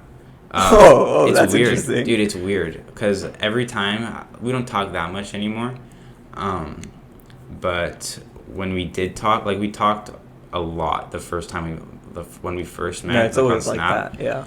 And I liked talking to her, and I went into it and I was like, oh, this will be fun to talk to to get to know someone who's never been to Calabasas, who doesn't know, like, who grew up in a completely different scenario that I grew up in. And it was fun. Like, I got to talk to her. I didn't expect anything from it. But I was kind of like nervous to meet her in person, partly just because I'm like a bitch and like I don't want it's like social interaction. Okay, this is kind of off topic, but I have like found that I'm getting like very minor social anxiety now. Before I go out, anxiety? Yes, dude. Before I get out, we need to talk about this. I'm glad I'm able to like notice it and like be like, this is interesting. So tell me about it. Because like what? I've never had that before. Like because before I'm so used to spending so much time at home now with all the quarantine, especially the first month being like just to myself. It was fun. Don't get me wrong. I learned a lot about myself. I learned a lot of new hobbies. Picked up a lot of new stuff. But now sometimes when I go out, like before I hang out with people, or before I make plans, or before I even went here, I was like getting a little bit of doubts. I'm like, should I just cancel? Like, should I do? Am I like I'm gonna go out and like go talk to Armand, or like I'm gonna go out and go spend a lot of time with my friends. I think just in general, going out is like, it's not hard for me. I like going out, but there's definitely something in the back of my mind now that like, it's like I'm stepping out of my comfort zone right now when I'm leaving my house or leaving my room. But I feel like that's what happens when you spend this much time by yourself in quarantine. Yeah. Well, I mean, I always I think about it because I know that some friends like act differently when they're around other people. That's everyone. I think everyone acts differently when they're around other people. The people who don't is rare. Like those are real, genuine people, and it's rare to find. And I try to be like that. Yeah. So if I know like those people are together and I'm really not in the mood for something like that, I'll just straight up say something stupid like, I have a test tomorrow. I do the same thing. I really won't care. Even if I cancel like 3 plans in a row, I'll be like, no, well, sucks. Oh, do you know what Big Brother is? The thing where people are always watching you, isn't that like an old book? Yeah. Yeah, it's a really old book. Yeah, but you know what the show is now on CBS? No, I know there was in 1948 or 84. That's what the book is called. Yeah, I should read it. I want to read this book. My aunt puts me on like a lot of stuff that like her colleagues who are like these Recommend. celebrities, like people that she's friends with, um, like they write books and shit, Right. and like they're really inspiring, and they're eventually, if you read these books, like a kid who doesn't know what like an adult knows, that'll Mhm. like they'll sway you to the right, like to the Republican side, you know? Right. Because she wants me to read Republican, I could tell, and like she tries to influence me a little bit, and but I don't think she needs to influence me a little bit, because from where I am, I feel like I'm more libertarian, even though I'm not even 1,000% sure what that means. I don't even know what But it means either. um, I just learned like 2 months ago what left and right means. I didn't know. People would say left. I'm like, well, what do you mean left? so you don't know like anywhere where you stand. Oh, definitely not. When do you think you'll get into it and you'll be like, all right, Probably I'm never. firmly on that Because side? I think that it's all out of your control. Like It it's just is. what you believe, right? Mhm. But at the end of the day, whatever the party wants to do, they'll do it, no Yeah. matter what you do.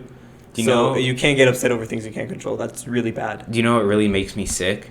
When people either disassociate themselves or think less or are like, fuck you for voting for Trump, or like, fuck you for voting for Clinton. That's the problem that's become. People have dead ass like stopped being friends with people because they vote for Trump, and That's is really insane. It's like, come on, these are like people. It's just how they believe, and it's not even like I tell my friends I would much rather have Trump over Biden, because Same. in a heartbeat. Even though I don't know nearly enough about politics to like assert my stance, but when we're talking about it and I'm among them and not, tax-paying adults who have more of an input, I tell them like if I could choose, I'd choose Trump over Biden, and they're like, "Oh, you're a Trump supporter. That's fucked up." And I'm like, "Are you really like gonna think less of me like that because I'm supporting Trump over Biden?" And I don't even support Trump that much. Yeah. Don't get me wrong, Trump's a pretty like he's done some fucked up things, and like he says a lot of stuff I don't agree with. But at the end of the day, I feel like if you want a good president who's gonna get shit done, you can't have a nice, soft person in the office. No, You gotta have I someone. mean, Biden is just, it's just not that who's better, it's just who's worst at this point. And Exactly. Like, Biden also oh, like man. he's I saw he's like a senile. press conference that he read like the deaths of COVID from Michigan, and he accidentally said military. And when he said the number, he said 193,283,000. Like the guy was lost. But I've heard a lot of things that he said. I've watched a lot of his like interviews or conferences, and I'm like, what? Like, did I hear that correctly? yeah, it's just he doesn't know how to speak. He might be smart, but he just doesn't know how to I'm sure express he's his smart. ideas. Joe Rogan really thinks he has dementia, I think. Or He he might has something. actually. I think there's a good chance. And I definitely don't feel safe having him up there with that much power. Yeah. I mean, they don't really have any power, but just being there. But yeah, it's scary sad. having him up there. It's It's scary having him run for president. Yeah. No, I shouldn't say it's scary, because people out there really like him and really think he's doing a great job. I honestly would have had Bernie Sanders. Honestly, would have been better. I don't know much about Bernie Sanders, but I've heard a lot that he's like he's a big socialist. But even then, even if his ideas aren't that smart, he at least expresses them. Like when I watch him, it's not that I don't even know I don't know what he's talking about.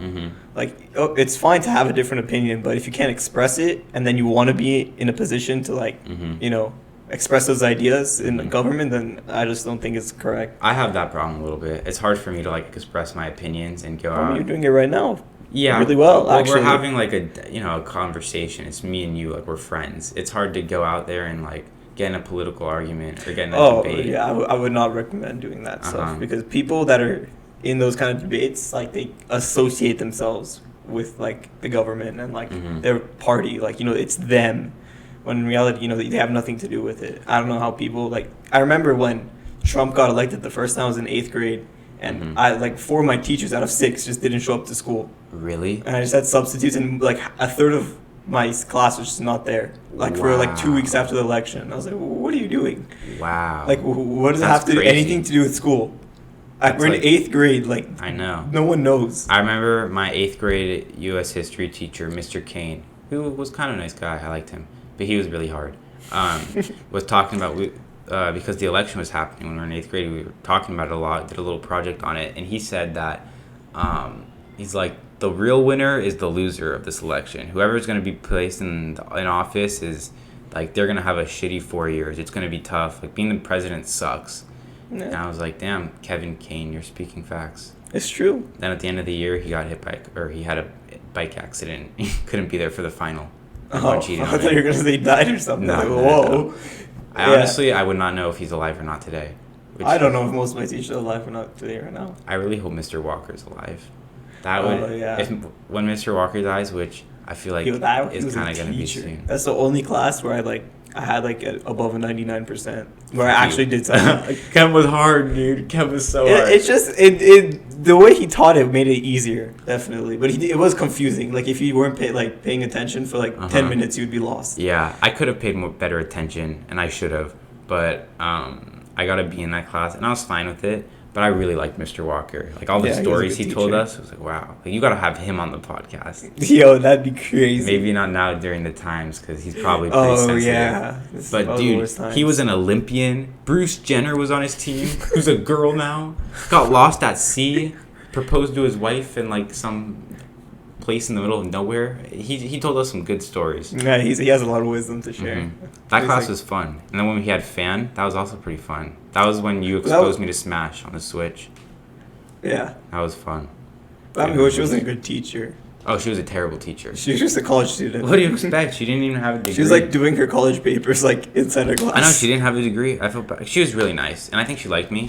But she hated me. She was, dude. You brought your Switch every day. You literally, it was hilarious. You didn't give a shit about. Like she would be lecturing and okay, like notes. First of all, no one took notes in that class. Yeah. She knew it. It's crazy how the change, because a lot of us, like, we respected Walker and we respected his authority. Yeah. But when Fan came in, no one listened to her. Like Timmy was like talking to her like she was like she was his cousin or something. Yeah. Yeah, I remember that. And like we'd take notes and you sat like where she would see your screen. Yeah. Your back was kind of facing her. And you just play your attention and we start playing Switch, and in the back of my mind I was always like, should we be doing this? Like, this is kind of fucked up. Like, I gotta beat Armand someday. So I just had to get on the grind. Yeah, but no, I passed the final too. Actually, like I got a high grade on the final. I bombed the final. Really? And I remember after that final, I was eating like some dried apricots and had the worst stomachache of my life. The ride home, I thought I had like my appendix exploded. I was in so much pain. Yeah, no, I don't know. It was a fun class.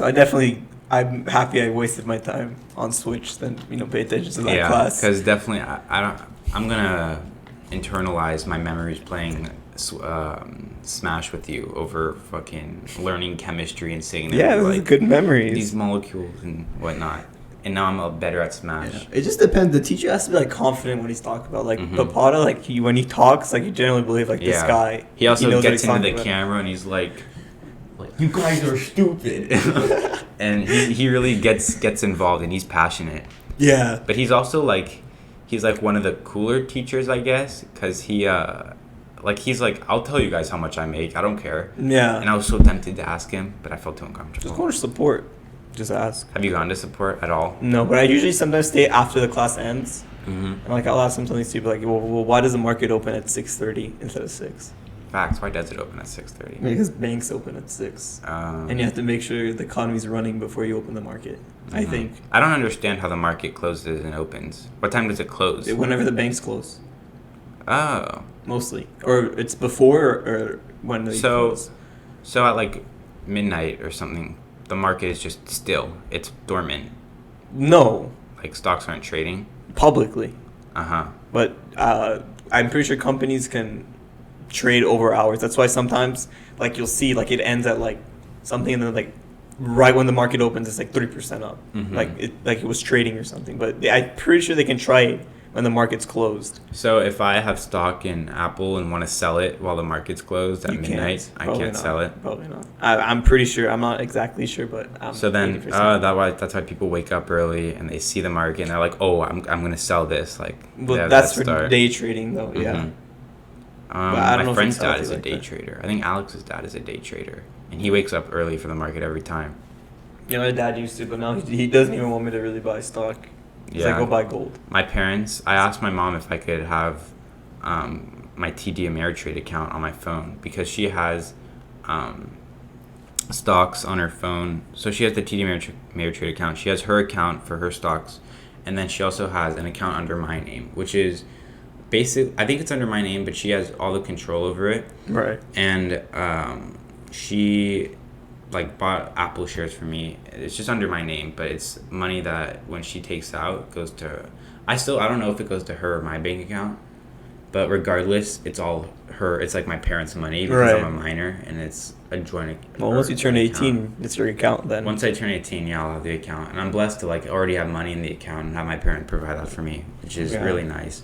But I asked my mom if I could have the TD Ameritrade app and have that on my phone. She wouldn't let me because It's not a good thing to have, to be honest. why not? Because it's almost like TikTok. Like if you're trading like weekly or like daily, like you check like it's money, right? You check. Oh shit! I just lost $5. I just lost $2. Oh, I got $2. Well, I wouldn't be It's like- investing in anything. Having the app on my phone, I'd be able to go like invest it because it'd be like I'd be my mom having the app, and I called it some guy from TD Ameritrade and like, can I do like a custodial account type thing where I don't have any privileges, but I could just see my account and like Right. see it from like the outside. But like that's where in. it starts. Oh, I just want to like check on my stocks, and then next thing you know, you're scrolling through all the stocks you own. But like not like it's gonna happen to you, but that's like that. Hey, I mean like that's how TikTok almost starts. Like I'll watch Yeah. a couple videos, and then Next you're thing in you there, know, like, you're on it for 2 hours. exactly. Scrolling. So that's that endless it's scroll, and man. for anything, it's worse when it's stocks because you're losing something or you're winning something. Yeah.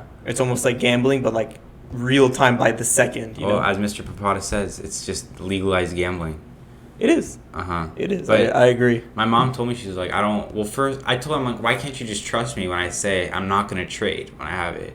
And she's like, I guess I trust you. She was very on the fence about it still, because, like, but she was saying, what if someone goes on your phone and someone just starts playing around with it? I'm like, that's never going to happen. Or what if you get hacked? Like, you have TikTok on your phone. So what if, Yeah. you get hacked? And that I understood a little bit. But I just really wanted to see like my account and my shares, and I just wanted to see how the market does. But I could just get an app for that. I just Yeah. don't know how to work it because TD Well, Ameritrade, Apple I learned how comes to with work. like a stock app, but it's pretty bad. Do But they? I want to see right now. if you just look up stocks in that little like search bar, Uh huh. it just comes up with there's an app that's pre-downloaded on your phone. I'm pretty sure. Oh yeah, I have StockX for sneakers. Welcome to stocks. This is my Yeah. first time using this. I clicked on it. I'm I gonna do always this go on later. it to look at Tesla and then be like, I'm gonna do it later. like that shit really like I remember like before the pandemic that shit was like $100. Really? Yeah, but I mean I know people that have Wow. Tesla stock, but it's what you believe in. Honestly, if you Mhm. believe in the company, go for it, pay money. But It's crazy how It's just Elon scary. Musk That's Elon the- Musk like made majority of his money from that Tesla stock. You know what's crazy? People were saying that like it's gonna be impossible to make a car brand that's like based in America nowadays. It's gonna be like nearly impossible. And Elon Musk did it, and he's like doing it amazingly. Elon Musk is just crazy. yeah, Such, I like, just don't know crazy how the person. stock is going. Like I don't. I mean, I've seen the car. It's great, but Mm-hmm. I don't know how far it could go. At some point, if all cars just Tesla? auto drive, because let's say if Tesla comes out with it, a technology like in 5 years, someone else will probably figure it out. Well, people have figured it out. I mean, Tesla's definitely ahead of the game with the autopilot shit. Like, have you used it before? Or I've seen seen it? I've seen it firsthand? in a video, but I haven't been in a car that's just. Oh, dude, driving the Tesla and you turning on Parkway and just hitting the thing, going boom boom, and then you just get to sit back, relax, and you literally At that just point- get to watch the car take you from point A to point B. But that's Let me get back to literally that. like everything that's going to the point where you just then why do you even need a license? Like at some No, point it's just gonna you it's gotta- just gonna it's gonna be like a bus, Mm-hmm. but it's your own personal bus. But at the end of the day, that minimizes car accidents and risks. Right, but at some point you just lose yourself in it because the fun of driving itself is like it's me in the car, like Yeah. I'm in control, like of That's- something that's bigger and stronger. That than me, too, you know? and also driving an electric car feels like you're driving a giant golf cart. Granted, like the Model 3 dual motor ludicrous version is fucking fast, and I like got in trouble for speeding like a motherfucker on Parkway. But yeah, like you hear the zzz and the instant torque, it feels like it's a giant powerful golf cart. Whereas I don't have much experience driving motorized cars because the only cars that that I drive are electric cars, like the Chevy Bolt and then the Tesla that my parents have. But when I drive my friends' cars, which is very rare, I get a feel for like a motor. And also, like what people say, like oh my gosh, oh yeah, this dude who lives in my community who was at the community pool, we were talking about it, and he's like, he's the one who compared it to a golf cart, and I'm like, yeah, that's facts. But when he drives, like he has a BMW 7 Series and a Porsche 911, and he likes the Porsche because it feels like you're driving like a machine. Right. It's like you get to hear the engine roaring, Yeah. and that is something that's like you can't take that away from that's just something that is like But feels good some to people hear. just sit there and make fun of that. Oh, you like engine noises. You're Yeah. just trying to get to another point, but It's just also bad for the experience. environment, but like It's odd because because the batteries in Tesla's lithium. I don't know. Because I don't know. I'm pretty sure it's a rare earth metal, so they have to dig for it. Mm-hmm. And whichever way, it's hurting the environment regardless. Yeah. If they really want to help the environment, they make like Toyota quality cars, or like I'm serious. No wealthy person wants to drive a Toyota. No, but quality you could car. make it look luxury though. But I'm saying like make it last. Like if you buy when I went to Tesla one time, you know the little place in Topanga Mall, Yeah. they have their little like store. Mhm. Like if you ask them like how does the battery last, like they'll say like it loses like 10 or to 20%, like not 10. I think it was like 5 to 10% a year, like on how Really? long it goes. So like Uh-huh. in like 5 years, you're like 50% down on your battery. I don't know if that's entirely true. I don't know. Because my mom's the SUV. She's had that for 4 years now, and I haven't noticed anything with it. Like No, I'm just talking about like the battery life, like how long it can drive for before it needs to recharge. that's what I'm talking about. Oh. Like she That's why when I asked the like guy we there- drove to Mammoth, I think, in that car, and it was perfectly fine when she had the car for 2 years, and then we did it again when she had the car for 3 years or for 4 years, and it was all right. It kind of sucks having to stop at a charging station in the middle of nowhere, and you have to wait. Instead of filling up gas that takes 5 minutes, you have to sit in a charging station that takes 30 minutes. But you could play games in the car, and you can also you're just seeing now you plug it in, and these like superchargers charge it so fast, it's crazy. Like a full charge in under 45 minutes, I think. Yeah, it just depends what you enjoy. But if I like had to choose a car right now, any car I could own, I still think a Tesla is the best car to own. Like right now, the most bang for your buck. It's still luxurious to a point. Like it's nice. It's very simplistic. You don't have to get gas, and it's fast, and it's a smooth driving experience. But when I'm an adult, like I've been getting pretty into cars since this whole quarantine. I watch a lot of car YouTube videos. Like BMWs are very like appealing. Like having a nice engine, like the BMW M8, the engine behind it. It's a powerful engine. It's a nice, luxurious, and fast car. And like at the end of the day, that is like you're able to appreciate that level of machinery and engineering. Yeah, but no, I was just talking about like they just need to start making like quality, like lasting cars. Like I'm sure Tesla is good, but I can't see it myself that lasting more than 10 years or close to 10 years. A Tesla? Yeah, We'll see. I'm sure my mom will have that SUV for up to 10 years. you guys bought it out. Yeah, we bought it. So maybe, but that's what I believe just by what like I'm looking at it. Like I just feel like the battery would deteriorate, but like. This Lexus I have right now, or my dad has, he bought it for like, I don't know, 4K, 5K used with like 100,000 miles on it. It's a lot of miles. But that's how long the cars last. Like Yeah. some Toyotas, like there's some like Highlanders that will just last 300,000 miles, and that's like normal. People Zach buy Rasnick's it. car has a ton of fucking miles on Yeah, it. but that kind of car, like if you buy it at 300K, you know that it'll pretty much last another 100K miles. Because that's how I'm the sure. quality of cars are. But now, if you get a Mercedes or if you get, I don't know for Tesla, it's not old enough yet, but BMWs, they'll last you like 2, 3, 4 years, and then they're falling apart. Really? I didn't Like the know quality that. of it goes down, and parts start breaking up. That's why luxury cars are mostly people lease. Like I don't think people. I mean, unless you're rich like that, but you won't buy luxury cars. It's hard. It's hard. With luxury cars, like I think of cars when I watch car videos. I watch like videos that are cars that are like everyday cars and cars that are realistic for people, like a normal person to drive. Like the BMW M8 is like my dream car almost because it's expensive. It's 160, but it's still something that's not that far out of this world to attain. If you're making like 100K a year, you could lease it and save up for it, and you'll be fine. But like my dream car is a Bentley Continental. Ooh, such a beautiful car. But it's like I'm not. It's unrealistic. It's For like me, I would never spend that much money. Probably on a car. like the classical Rolls Royce, the black one. The black one. No, trust me, the white ones are ugly. Well, like which For one? my- There, I know. Do you know what it's called? Like the Phantom and the Wraith and the. I Cullinan think and it's that. called Phantom, but it's just the original one where it's like like the 4-door, the suicide doors, how they open I think that so. way. I think it's the Yeah, one. I but, think that's the Phantom. I know the Wraith is, or But the SUV is definitely ugly. I've seen a the couple Ghost, people the with Cullinan. I don't- the SUV. I don't like how it looks either. But just it's odd. such a beautiful car. The carpets are like lush wool. The seats are beautiful. There's I've never umbrellas sat in the inside one, doors. so I don't know. I've never sat inside one either, but I see the Oh. reviews. I saw one recently just driving, and I was like, Yeah. that's crazy. But the like when you open the trunk, completely like electric trunk lifting system where it lifts up Yeah. and then the bottom goes down, and you slide out a little thing, and 2 seats come out that you fold up, and there's a little table, and it's like So you can crazy. have like lunch or something. You could have lunch. You could just park the car, What? sit down, and just it's crazy. The car is just it's like the ultimate luxury vehicle.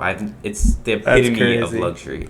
But if you think about it, maybe the things in the car is not worth as much as it really is. Like if you could really like make your own car, because no one really, obviously whatever you make is cheaper Mhm. than if you just like I mean, buy it. I'm but- pretty sure every Rolls Royce is like hand stitched and Yeah, like, but put like, together and stuff, are you? so that adds But some value. people buy the Rolls Royce because it's called the Rolls Royce. Of I course, honestly the name just is I almost like it everything. because of the look of it. Just it's like it's almost like a presidential car, right? Almost. But like it's just like a nice relaxing drive. I But- hear it's like driving like a boat. So smooth, and the steering wheel is like. I've never heard that before, but maybe I'll watch a couple videos on it. But that's like my dream car. But anything, if I'm not getting that car, I'm just getting like a Nissan hybrid, Toyota, Yeah. anything from point A to point Uh-huh. B. It probably has to be an SUV though. Uh huh. Just Why for an me to SUV? come. It feels more comfortable. There's more space. Yeah, you like to sit up higher. You see it? I like to sit down a little lower, like sportier cars kind of sit lower. Yeah. But I don't know. I used to not care much for cars. I just wanted something that takes me to point A to point B. But driving in a Yeah. nice car, it really makes you like feel good. Like Yeah. driving the Chevy Bolt, no complaints. It's still a nice car for a beginner driver like me, and I'm very Right. grateful for it, especially not having to get gas. But fuck. But anyway, yeah. It's not like fun to drive. It feels like you're driving a big golf cart that's a lot slower than a Tesla. So, but driving like a luxurious BMW M8, ooh, so beautiful inside, and it's not affordable, but you could do it if you work hard enough. Yeah, I remember when at some point no one would buy SUVs. Like, remember when I was younger? Like when I'd be like, Dad, why don't you buy like a bigger car? He's like, well, there's no point of having a bigger car. But now like the whole streets are filled with SUVs. Really? Do you like the Alpha SUV?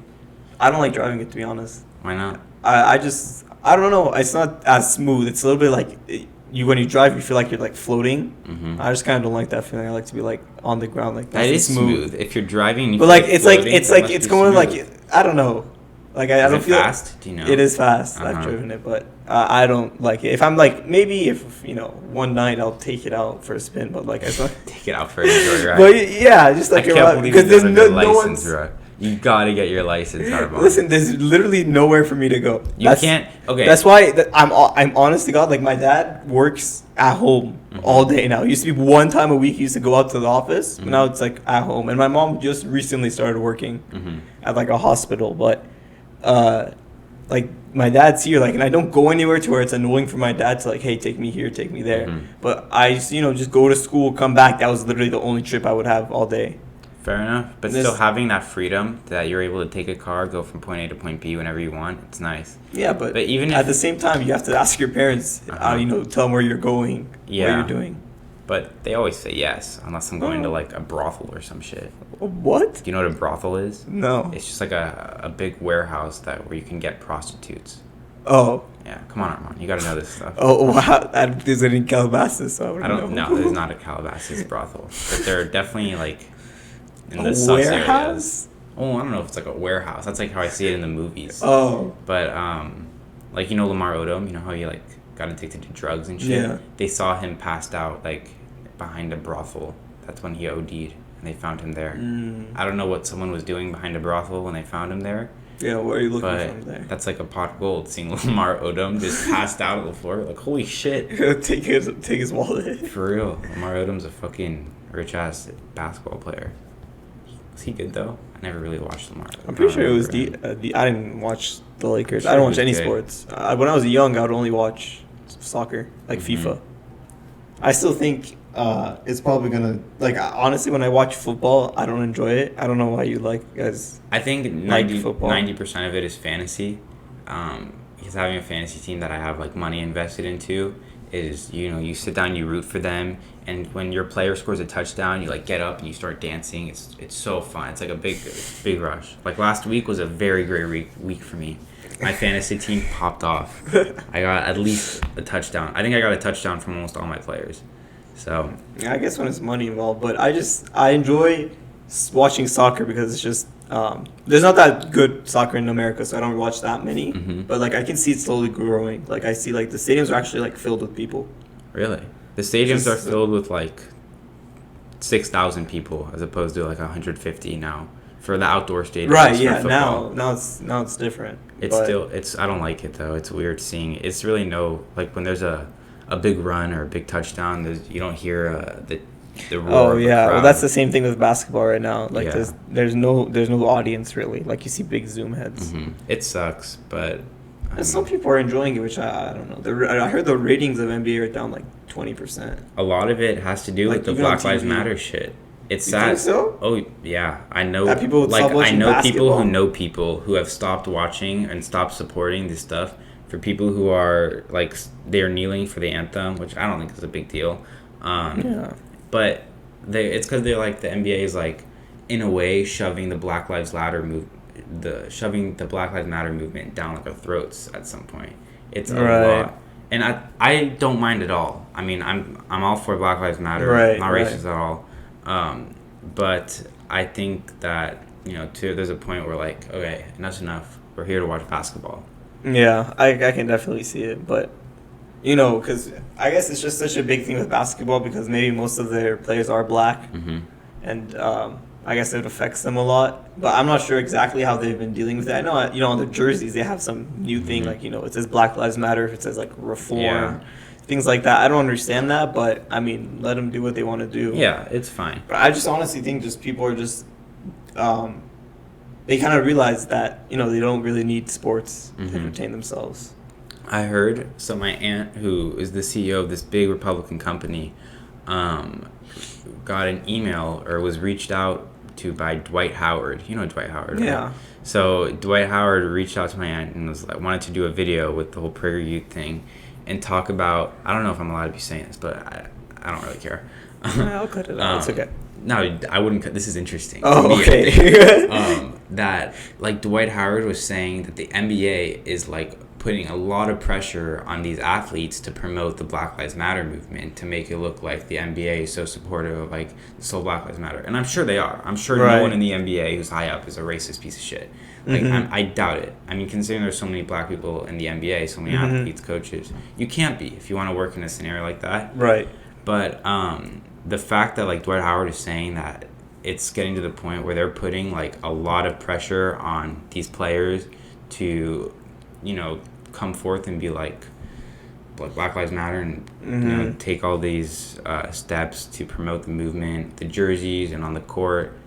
But it's interesting because I'm sure Dwight Howard is like, if this is all true, this is again like I'm sure he's just there and he wants to play basketball. Like he wants to go do his job. I don't think any of them think. I know some, but a lot of people, there's no way they think that writing "vote" on the back of their jersey will Do anything. solve It this literally problem. does nothing. I can't see the back of the jersey I after the know. game. And at first, when it was just that, I was like, who has the last name Reform and vote? Yeah. Like what? I was so confused. But it's a touchy subject just because Yeah. I mean, the way it started out was brutal. And this mostly because people were literally just bored at home. Almost I feel like- everything's a touchy subject now, though. Oh yeah, no, yeah, that's true. I heard a video of people just said they're snowflakes. You know, Yeah. that company's going up, so I'm just gonna use the word snowflake.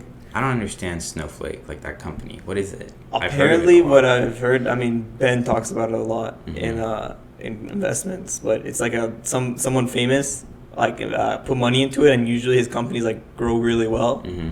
So like when it started out, it opened up for like $150, but then went to like $300, and then went back down to like 200 something. Do you But know what it's the like- company does? No idea. I don't know. I'm pretty sure there's some kind of tech probably, but I'm actually not sure. You know, this is actually a funny company. It's called Nikola. It's actually the first name of Tesla. Oh, that's funny. So it's actually sponsored by Honda works on it, and General Motors, so like Mhm. Ford, and their company's worth like $30 billion, and they haven't Wow. made money yet because they haven't released their car yet. But Oh. so far, what I've seen on the website, which is a really shitty designed website, like Mhm. it's like takes 2 seconds to design. Wix.com could do better, but it shows like those like retail trucks that like, you know, those big trucks that Mhm. take stuff around. But it's funny how, you know, a company can just not make money and be Yeah. worth $30 billion. That's weird to think about. Fuck, what was I gonna say? Oh yeah, so that company, the Snowflake company or whatever, the Nikola company actually, they're gonna release like an electric car. Yeah, that's their whole thing. Are they like? I'm assuming they're gonna like rival with Tesla. That's their whole thing. They're That's using- weird, man. Nikola and then Tesla. Like, People don't even know what that guy did. really? I mean, I'm sure everyone who knows what Tesla is like. But no, like the actual think- scientist. Like, I don't know what they actually but did. you think majority of the people who know what Tesla is see that they understand that Tesla is No. You'd be named after surprised. Nikola Tesla? You'd Really? be surprised. I guess I didn't know it at first, but like I was pretty quick to be like, oh yeah, that makes sense. But like a lot of people haven't heard of him because if they named something like Edison, that would be more popular. Yeah. People would facts. probably realize, right? But Tesla, because I mean, apparently what he was trying to do is like, what I've heard or what they say, because it's so old at this point, that he would make he was trying to have like, he would make a coil, right? So Mhm. everyone in like a certain area could have free electricity. Mhm. But people like, they used J.P. Morgan, like the guy in Monopoly, that's Yeah. him, right? Uh-huh. They used him, that he didn't want that to happen, so he like took down, because he would sponsor his things, so they took down his coil and they didn't let that happen because he would lose out Interesting. money.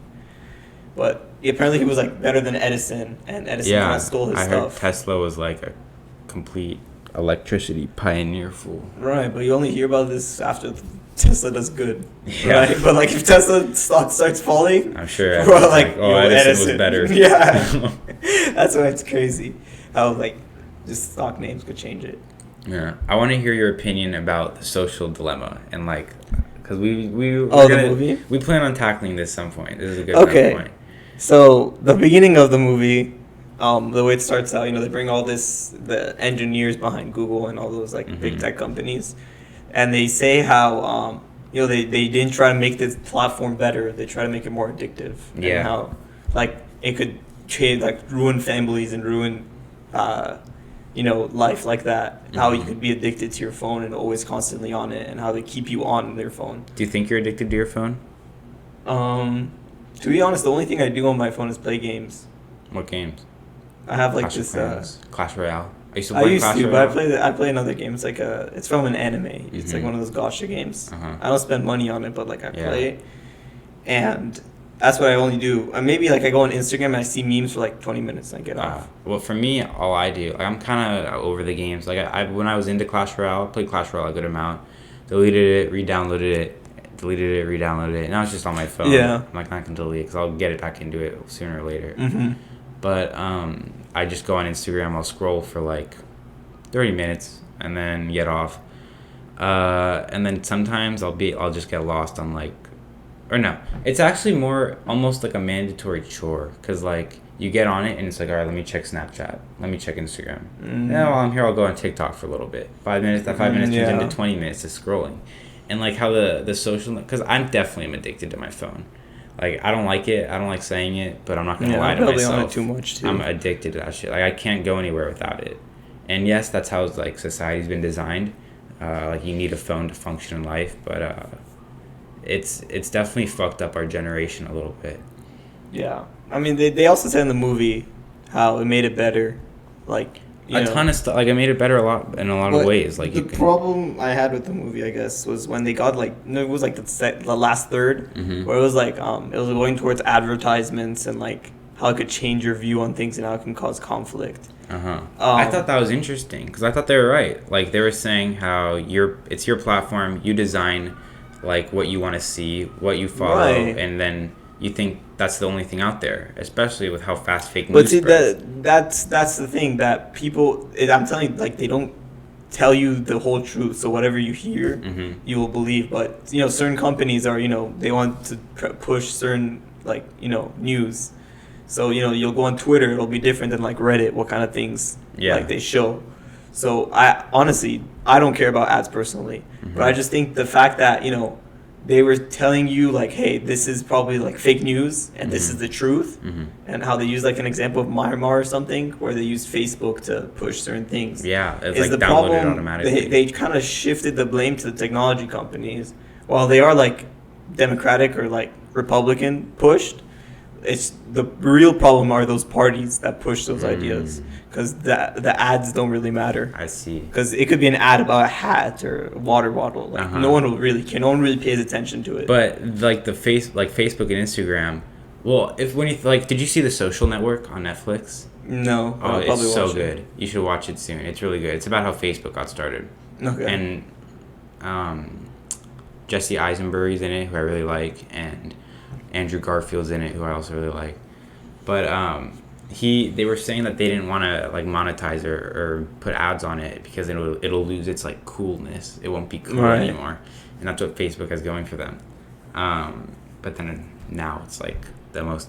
It's a money making machine with all these ads. I mean, they have to. But what I thought was really interesting is they compared it to like this thing like a slot machine. Oh. So like every time you go on your phone or you refresh, you're pulling out that slot machine and you're hoping that you see something interesting. And then when you see something interesting, oh, like here's if you like this, then you like this, and there's that, and it's like this whole thing to just get you stuck and so immersed on your phone. Like right now, my phone just blinked with a Canopy email thing because I had to do it for Foley once. I keep getting emails; it's so annoying. But when my phone turns on, I've done it a couple times during this podcast. I turns on, I instantly look at it. Yeah, I It's turned it around. It's too, like yeah. the roulette. I should do that too. I had that like that for a little bit. It's like it's like the roulette. You put it down, you look at it. Oh, maybe like my crush or something texted me, or maybe my mom just texted me like I made lasagna. See, but that's where I go and I just turn off all notifications. Well, Like anything that's not like text or Snapchat that's like messaging me, then I'll just no notifications. like Because- the Snapchat streaks and all that shit. Yeah, no, I don't do that. I stopped doing that. I did it, stopped, did it, stopped, and the only reason you do it is to like talk to girls, pretty much. And then it's just like, why am I Wait, doing really? this? I don't do it. For the most part. But when I did it, it was like fulfilling that slot machine thing because it's like, oh, I'm getting a snap from this girl, but the only conversation I'm having with this girl is a picture of her ceiling saying streaks. Or an S. It's like, why am I doing it? And then if I want to, I'll start talking to them, and it's just like a mindless conversation on Snapchat. And it's Oh like, yeah. oh, it's like, come on, like, why am I talking to you about like why you want LED lights in your room? Oh my god. I It's don't. like, this is a boring conversation. I'm not getting anything out of this conversation. I'm sure you're a great person, but like, I'm not gonna like. I'm wasting my time and like Yeah, my IQ so you're is looking just for a going smart down girl. and down and down. I guess. I You don't. know, I don't. you I never- think I'm looking for a girl right now. I mean, I'm Don't get me wrong. Oh yeah. I'm going through puberty. I can get horny, but I mean, I'm not really going out of my way to go like find a girlfriend. Yeah. I was talking to my dad at dinner about the social dilemma thing, Same. and they brought up how like social interaction is different now with Yeah. this generation. Like people aren't going at dates at a younger age, and my dad was telling me, he's like, it's crazy how like, because he had a serious girlfriend, so did my mom. They had serious relationships when they were my age, and they're like, it's crazy, you don't have you should have a serious girlfriend by now. And I'm like I see where you're coming from, and if I had a girlfriend, I'll take a girlfriend, that'd be nice. But I'm not going For that real much out of estate. my way to go like find a girlfriend, Yeah. But I guess I see where he's coming from. It's just people aged differently at that time. Maybe Mm-hmm. because at the time, I guess they didn't know as much as they do now, or maybe it's just more like technology has kind of like scared people to do it. But the social media has definitely changed that, the way that we're Right, developing. for sure. Like with our parents' generations, all they knew was talking to them in person, which Mhm. is the superior way of interaction. And we're doing it right now. Yeah. Yeah, and it's a better way. Like we're not going to be able to have a productive conversation through Snapchat. It's Yeah, always not like like this, let's nothing go on close. Xbox, or like let's go meet in person. Yeah. But with our parents, it was just that's the inevitable. Like that's where else would we talk? But think about also if our parents were in a pandemic and didn't have Snapchat or Instagram, that fucking suck. Yeah. I mean, without Snapchat or Instagram or TikTok or just social media where you could still keep up with people and what they're doing now, it's it's nice to have when you don't get to interact with them. But I still like I've stopped posting on Snapchat for my main at least. Like I only post when like I'm on vacation. Like I'll post a nice little picture like when Yeah. I'm on the beach or something. Like this looks nice. Yeah. But aside from that, it's like who cares? What else do people have to post? Yeah, but that whole thing is just some people just like to just add people and just go through stories, not even look at them, just like Mhm. clicking on the side. And just, It's like I don't a form of understand. addiction, or it's the form of like fulfilling that slot machine mentality. If you, I guess, Yeah, you're you just can there say and that. you're like just tap seeing people because it's like it's not even engaging, but it's like mind numbing almost, like scrolling through TikTok. It's infinite scroll. You keep going, you keep going. You see people sitting right next to each other on TikTok. They look like zombies, and I get it. Like I'm guilty of it. I've done it before. I'll be in a room and I'll be like texting other people while I'll be in a room with people, but it's just that's all we know now. That's not abnormal to us, Yeah. which is crazy. No, to yeah, think but that. when I go out with friends, I'm usually, unless we're like in like a downtime where we're just sitting like waiting for something, I'll usually just put down my phone. Mind Yeah, blowing what I heard almost. from what the algorithm is on TikTok is that like let's say you see like some girl on TikTok like dancing, Mhm. and if you like watch it for a certain amount of time, or if Mhm. you stop by, because you keep going like fast. Yeah. So if you stop by, it'll get the person how the person looks like, Mhm. and then it'll recommend you people that look similar to that person. That's crazy. I mean, TikTok has definitely nailed it with that freaking algorithm because I see what I want to see on TikTok. Yeah, right. I used to like a bunch of COD videos, like with this loadout, like best MP3 Yeah, loadout, best MP7. I don't like anything anymore. Yeah, I don't, and now I stopped playing COD and I stopped liking those videos. I don't see that anymore. I like every now and then. I only like stuff that like usually makes me laugh because, or I like stuff that like I want to see again later. Like, oh, that's a really cool video. Yeah.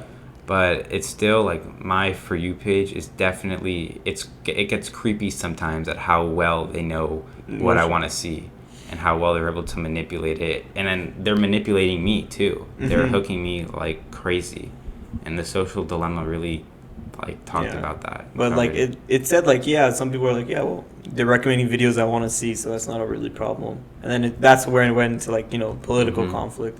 But as they were saying, they caused political conflict. They're saying like, oh, there's fake news. Like some guy said, like we know that killing whales are worth more like dead than alive, like their skin and trees and stuff like that.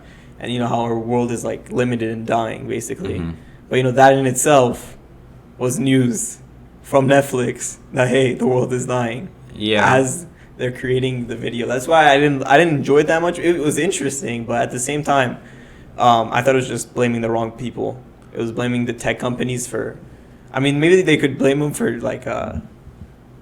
getting people hooked, but I don't think they can blame them for showing political ads when the people people have to pay for the ads. Mhm. The people who are paying those ads should be responsible, I see. trying to spread I think- whatever they're trying to spread. I think that like they went over pretty well how you like these people who are on social media, they have their whole page manipulated to how they want it to be like. Right. And then like say you're Republican or you're liberal or you're Whatever. Democratic, then your page is going to be how you affiliate with. Like Mhm. mine, like every now and then I get a Ben Shapiro ad on my YouTube thing. I've never gotten once like a Bernie Sanders ad Right. or a suggestion or like someone more on the left.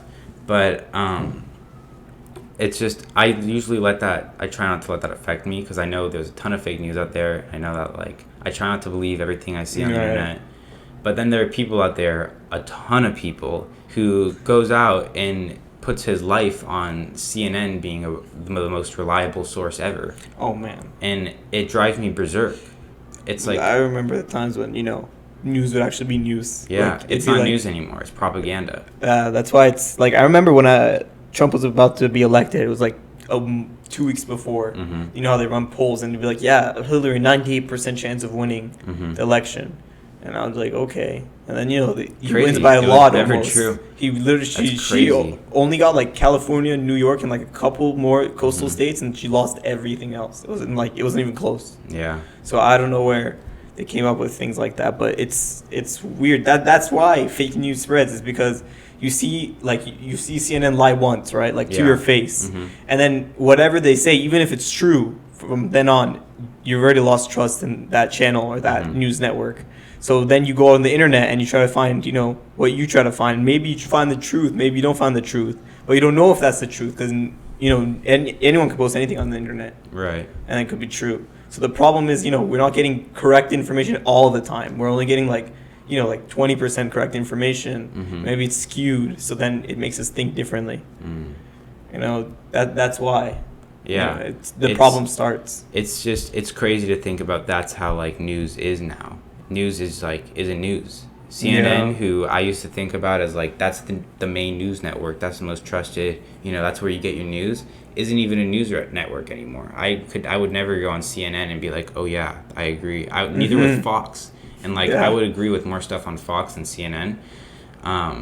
But it's like I don't like to go on. It scares me to go on a place like that and see such skewed and literal propaganda for different people. That's just the way. It's just advertising. But I don't know how. Like, there's still political parties. Mhm. Like I don't know what president it was that didn't want political parties. So if there aren't But- political parties, how do you expect like different people to nominate themselves, or like the different presidential candidates to go and like say I view like this and I view like I mean, this? it's not the problem of having being a party. It's the problem of like what the goals of the party are, because they say, oh, we want to, we're more capitalistic with like companies. Yeah. But it's really like the people that they want their own like thing. I guess I'm not trying. I don't know what I'm saying, but they have their own motive, Mhm. but they kind of hide it behind, we're Republican. But when you have your own motive, you want to like everyone has different motives, everyone has different beliefs, Right. but there are categories, I guess, which are these parties, Mhm. Republican, Democrat. Like Republicans are more in favor of free market over Democrats being more in favor of a Right. controlled market. Majority of people who are socialists are Democrats. Majority of people who are capitalists are Republicans. It's just like if you're Republican or Right, Libertarian, but that's then like where you're your line naming of people thought. based on their belief. Like if I say, okay, I want a controlled economy, Mhm. then oh, you're a Democrat. Well, no, people. That's where it all like it's all weird because people are saying, oh, you're blue, you're red. You Yeah. might be in between, but it's your belief. Everyone is different. So I'm not against political parties in a whole. It's more like the reasoning behind them. It's kind of become corrupt, where it's like we're doing this for our own monetary cause, or like Mhm. we'll sign bills that'll help the companies that run the party. Mhm. So it's more like of a business standpoint, or like they have a certain goal they want to achieve. That's not like what people want. Like if I don't know, some random company CEO owns most of the Republican Party or is a big donor, Mhm. right? And they want like their company to do well, but by that company doing well, like it's like more expensive for you to buy. People wouldn't want that. People wouldn't Yeah. want companies to like grow and things to become more expensive for them. So people won't know that, but it's hidden behind like, oh, look, we want this kind of economy where you can grow, you have a chance to become rich. Mhm. If you work hard. It's true. Like people have different. Everyone's different. Everyone has different ideas. But you need to kind of categorize those differences, even though the differences in the different parties. When you're in one party, then you agree with these people on majority things. Definitely, you Right. disagree on some stuff. Like there are plenty of Republicans who are pro-choice and plenty of liberals Yeah. who I'm sure are pro-life. But it's in order to get a mass appeal from the public, you have to divide these things into categories, because you can't go out and just list all your beliefs. You identify, I'm Republican, I side with this, or I'm a Democrat. I side majority with this. Right, but I But don't. here are some things where like I can stray apart. Then, Right. like if everyone's independent, then it's like you get so confused on who you're voting for and like why you're voting for them and what their stance on then, stuff is. then that becomes where it's not all about how much money you have to, endorse who you are, and it's just actually who you are as a person. Now, Yeah. I don't know about That's anyone just running. it's impossible to thrive like that in politics today. No politician is like a truthful person. They're all rich too. They all tell you what They you all want have to to hear. be. But the thing is, like with Trump, I don't know like enough to be really arguing about this topic. But this is just from what I do know, what I'm saying, how Yeah. I'm thinking. He said he was gonna get stuff done, and he did. There are a lot of stuff. There are a lot of stuff that he said he was gonna get done, or stuff that he said he was gonna like eliminate that never happened. You're right. Which you can expect from a president. The amount of commitments Obama made for like Some things. everything Didn't happen. But like with Trump, I feel like a lot of the stuff he's made has happened and has worked in our favor. Like he was pretty advocate about canceling or reforming the trade relationship we have with China. That was totally like, kicking us in the ass. And then ending. He brought a lot of peace to the Middle East, I think. I mean, Oh yeah, Middle East people definitely are in favor of him. From what I know, definitely have family in there. In Iran, coming at from least. a family who's Israeli and very pro-Israel, like Trump is very pro-Israel, and he's very just pro-peace in the Middle East. Yeah. And like I heard that he said something that like people who died in the war are suckers, and like that's crazy. Yeah, that's just see that got your attention though. Just by him it is. saying that. I don't think that's real. But people like I've heard Ben tell it to me and use that as a valid argument, and I'm like I can't believe that's a valid argument for something. I mean, people when it's recording, it's different than what a person actually does. So I'll do things on camera that I wouldn't do off camera. I mean, I'm not gonna make an intro for talking to a camera, but different things. It's just it's odd how it's not the problem is also I can't speak. Jesus, You got this. it's just.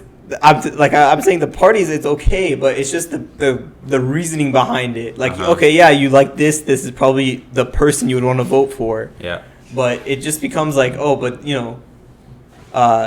this they might do other things or they might do things behind your control because once they get elected, you barely hear from them. Oh, they'll do like a press conference like once a week, once a month. With Trump, he's on Twitter, talking. Right, but like that's like free publicity for him, right? And like that's just what he does. That's his character. That's why people like him. Like during the debates, it was like almost like he was roasting people. Yeah. It wasn't an actual debate, but that's how our society is now. That government to people is now like a joke.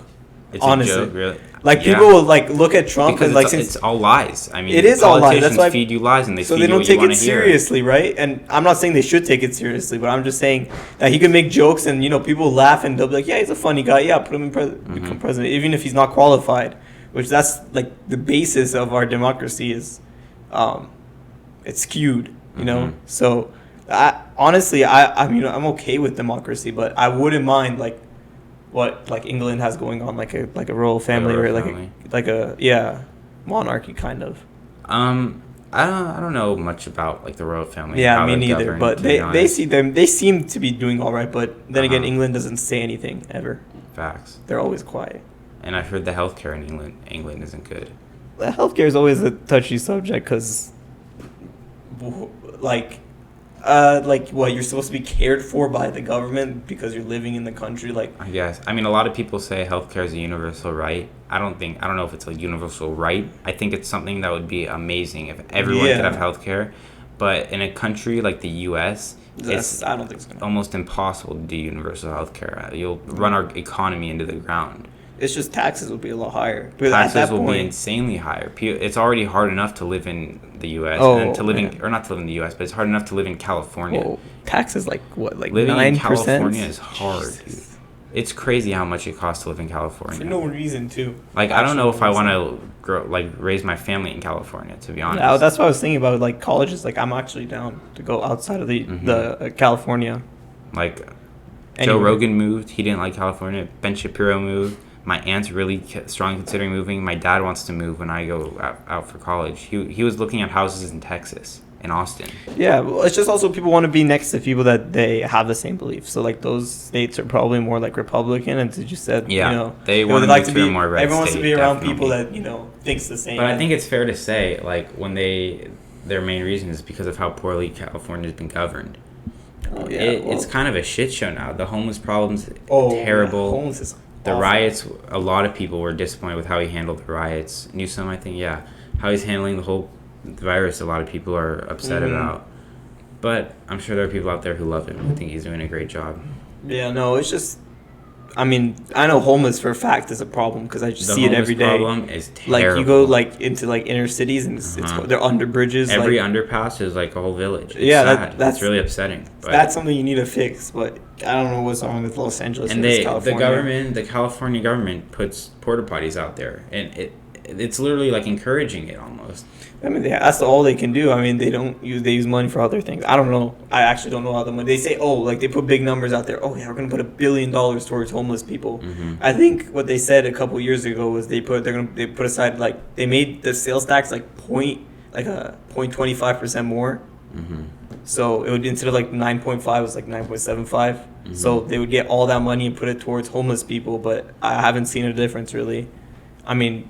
I don't know how hard it is. They said they got like around $500 million. I actually am not sure. It's been a while, but this was a year back, I think. And we're still like trillions of dollars in debt. So right. I don't even understand how the debt crisis is working because every country's in debt, and like. Well, what it is they'll just borrow money because it used to be backed by gold. But what I think they're doing is they'll borrow money, and then there's interest on it, so they have to pay back even if it's like a large sum of money. So. They'll just make more money to pay back the loan. So it's just a loan. It's the same amount of money, but there's that interest rate or that extra money that you're giving back that inflates the economy. And I don't know enough about it to like touch on the subject. Yeah, I'm not sure either. I'm just going based off I'm just using logic almost that, if you borrow $1 trillion, we're gonna get $1 trillion back to give it. And that's where I kind of thought that. Like what Ben was saying in the party earlier, a couple days, yesterday, about how Trump has put us into trillions of dollars more in debt.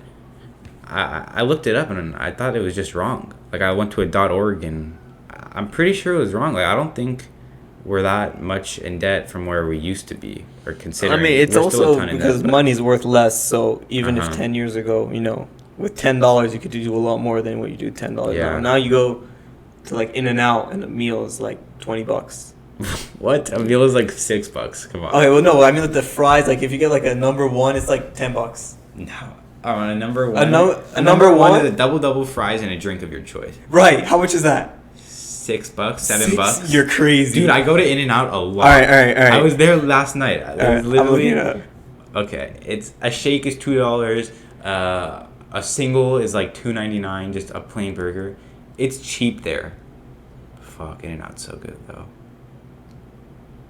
No way. What am I even eating? It was the stand that it was really expensive. The stand is expensive. The stand is a sit-down restaurant. In-N-Out's like a okay. Fast food. Well, I'm gonna cut that out. Then I look stupid. Leave that shit in. No, that's not even gonna be the file. Expose who you really are to your demographic. No, I was just uninformed, so now I'm informed. It's just wrong. I just looked up the menu. It's just wrong. What's the point of keeping that in? See, at least some people can admit that they're wrong, and I think it's one of the strongest qualities people can have to have their mind changed and be like, "Oh, I'm wrong." This is a little different because it's you think something, then you just look it up and it's right there. Yeah. But some people with just concepts they'll have, they think they're right, and they won't have their mind changed. They just sit there and they won't let facts change their mind. Even if you don't have facts, they won't hear your side and be like, okay, I guess I can hear where you're coming from. And it's unfortunate, and it's definitely a product of this generation. But some people it's because some people don't understand that debating is not that you have to win the other person over. It's more just expressing your ideas. Yeah, and if someone changes your mind, that's a good thing. You would just open yourself. Right, but the thing is, they strive for I have to win this person over. That's where it's really it's an egotistical issue. Yeah. It's if you just have an inflated ego like that, then it's gonna happen. But that's why fucked up people should take psychedelics, dude, or at least not fucked up people, but people who are douchebags should take a psychedelic trip. Do you know? Have you heard what an ego death is? Dying of an ego? Like an ego death. Like while you're taking a psychedelic trip, and it's like this. Like if you're experiencing. Oh, ego like death, you kill your own ego. Oh. Kinda, yeah. Or Okay. like the trip kills it for you, like the drug, I guess. It's just like. I mean, it could make it worse though. So I watched this guy on YouTube. Fuck me. Good job. I watched this guy on YouTube, and he talks about doing all these drugs, and he posts his experiences, not of him actually like smoking or doing this Right. stuff, but he posts videos of him tripping like balls on crazy drugs, like frog venom and shit. What? He does crazy drugs. That's actually And crazy. He was doing DMT, and he was sitting there and experiencing an ego death, and he's like, you just have to sit back, like let the drug take control. And I know no one wants to lose control. That's the least appealing thing about drugs. Mm-hmm. No one wants to sit there and lose control. But when you're taking a drug like this, you have to. You can't sit there and hold on to control, or else you'll have a shitty trip. But when you lose control and you just let it take you, and even if you don't think it's right, you have to sit there and you just be like, okay, like it's happening, and you just have to like see it and accept that it's there. Accept that like the wall is melting. Be like, okay, no. With these drugs that I'm talking about that give you an ego death, I don't think you'll see the wall melting. But like he was saying that like you like are such an insignificant thing in this universe. Not world, not planet, solar system, like the whole fucking universe. Right. The whole everything in existence. The infinite space. Like, do you believe space goes on for infinity, or do you think there's just a stopping point? I don't know. I haven't been to space. You gotta have like you gotta think that like but maybe it is infinity. But, well, maybe it is, or maybe it's not. But I actually can determine. Like, it'll be cool if it's infinite. Mhm. Like, sure, but Like, do you think there's life somewhere else and not on Earth? yeah, okay. If you want an answer, yeah, I'll say probably there's But life. you can't say I don't know because no one knows. I mean, Well, maybe exactly. some- That's why I But do you believe that think- there's life out there. like but no one knows what the meaning of life is, but everybody has a different meaning of life. For them. Right. Like I think I could pretty decently like articulate what I think the meaning of life is. to yourself, yeah. For Yeah. you, for everyone else, it's just different. Like, could you do it? No, You 'cause should. I don't know because I haven't lived my life. I'm sure. Because I feel like in order to know that you're like you say fulfillment all the way in the beginning, like Mhm. you have to experience it before you've had your fulfillment. You don't know if you're Yeah, fulfilled you don't know what until you're fulfillment done. is until you've been fulfilled. Yeah. So But I the just think dog you have to- doesn't you know have to- what fulfillment is. That makes sense. Yeah. But I'm sure, like, you don't know what the meaning of life is. You can't articulate into words. I'm sure if you took DMT or mushrooms But and had an my experience only like problem that, is, you'd be like, able to. Why do I need to take a drug to like have myself open to this? Like, Well, would I have to the put like real- a foreign substance into my body? Well, you don't. You really don't. Because the substances that you're putting into your body are just activating chemicals and particles that are already in your brain or in your body. So you're just maximizing something that you already have. Right. All right, 4:30. I have to go pretty soon. All right. So I can't believe. How long has this been? This has been a long time. 2 hours and a half. 2.5 Oh, hours. okay. So I've been alright. But That's pretty good. I didn't expect it to go this long. me neither. But fuck. Taking Yeah. these crazy drugs, it's not a good idea. It should be a one-time thing, or like a two-time thing if you want it. But these are all non-addictive drugs. They're the opposite. You take it and you're Right. like, I'm not doing that again. I'm staying away from that. And I wish I had like personal experience to base it off of. That's why I love seeing Joe Rogan talk to these people about this type of stuff. Mm-hmm. But it really interests me because like you take it and you realize that you are just nothing. You're insignificant to the world, to this universe. You're just such a little speck in a world full of like everything except for you. You're just such a speck. And that's the ego death, I guess. It puts your life into perspective, how insignificant it is, and how in reality you don't matter. You can make Right. yourself matter, but like when you really think about it and you experience an ego death, you don't matter. And I could be completely butchering this definition. Mhm. If someone's watching who's had an ego death, I'm sorry. I'm I sorry. don't think someone who's tripped on some crazy drug is watching though. Hey, This you is never just- know. Yeah. This is just from what I think and from what I've heard. When I get like a million the subscribers, podcast. you know, like Papada. Yeah. I Believe wonder if it, Papada see will it? see this. Two of Papada's You best want me to link it students. to him? I thought I was just email it I to don't him. care. Yeah, two of Papada's best students. There's no way he watches this though. Dude, 2.5 he doesn't hours. call me. Well, I mean, when he calls on me, when I like every time he's like, you know that worksheet we did where I asked you for help, like you said everyone failed on He that. said me too. Yeah. Yeah, and I start smiling and nodding my head. It's like, yeah, I know you fucked up. That's funny. Like redo it, but he only calls on people that he knows aren't paying attention. I Sometimes. guess. Most of the time, like for like the small questions, like, hey, what did I just say? I usually aren't. I'm not able to do that, but I get lucky because I'm pretty okay in that class. Like I participate a little bit and I ask questions when I have a question. But it sucks with online school because when you have a question, it's hard to like. You don't know it's when to hard, talk. It's hard to get myself to press on mute and go, Mr. P, like Miss Tauk, or do I just go, when you do this, like, do I just go straight in it? Or, and a lot of kids just do it. Like they ask a lot of questions. Like they just go right in. They just interrupt them. And I know Mr. Potter, he's fine when you interrupt him. But some teachers. But I just in Gov, it was hard. It took me a lot of courage of sitting there and like this may be coming back to like why I think I have some mild form of social anxiety that I've developed like since March. But like it takes me a while to sit there and be like I gotta do this. I press unmute and I go. And I just get short, and then I stop, and I go back on mute, and I'm like, oh, and I put my head on it. I'm just like, come on, ask the question. You said your Tinder girl was your therapist. You didn't even say anything more. Oh, it's just because it's fun talking to her, because she's like, literally, she's my age, and she just isn't from Calabasas, and it's so easy to be honest with her, because who's she going to tell?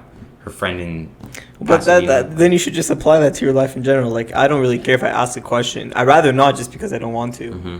But if someone calls on me, like, my ceramics teacher always calls on me. I tell that to myself, and I'm sitting there and I'm like, who cares if they But you hear just have to really experience it, because I used to, when I was younger, I used to buy clothes from Target and wear like some shit clothes. And every time I'd go like with a restaurant to my parents and like sit down, like I'd have like crazy anxiety where I'd be like, yo, I don't want to be like seen that much in these clothes. Yeah. Like, sit somewhere no one sees it. But That's I don't like know. a reason why I like to wear nice stuff and why I'm interested in like the high fashion type of brands and whatnot. I didn't care at the time, but like I cared what other people thought. Mm-hmm.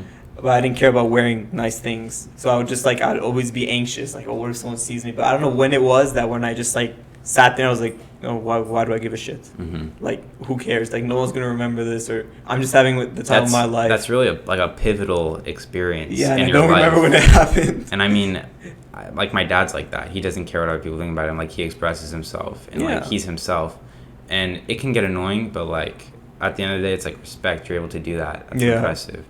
But like when I'm trying to talk in class and like eventually I'm able to do it. But in talc and calculus, it ends up biting me in the ass because I say I have a question and I just don't ask it because I get like there's never a good time to like go on off mute and be like, talc, like what's this? And I just don't do it, and I'm like, well, I'm fucked for the test.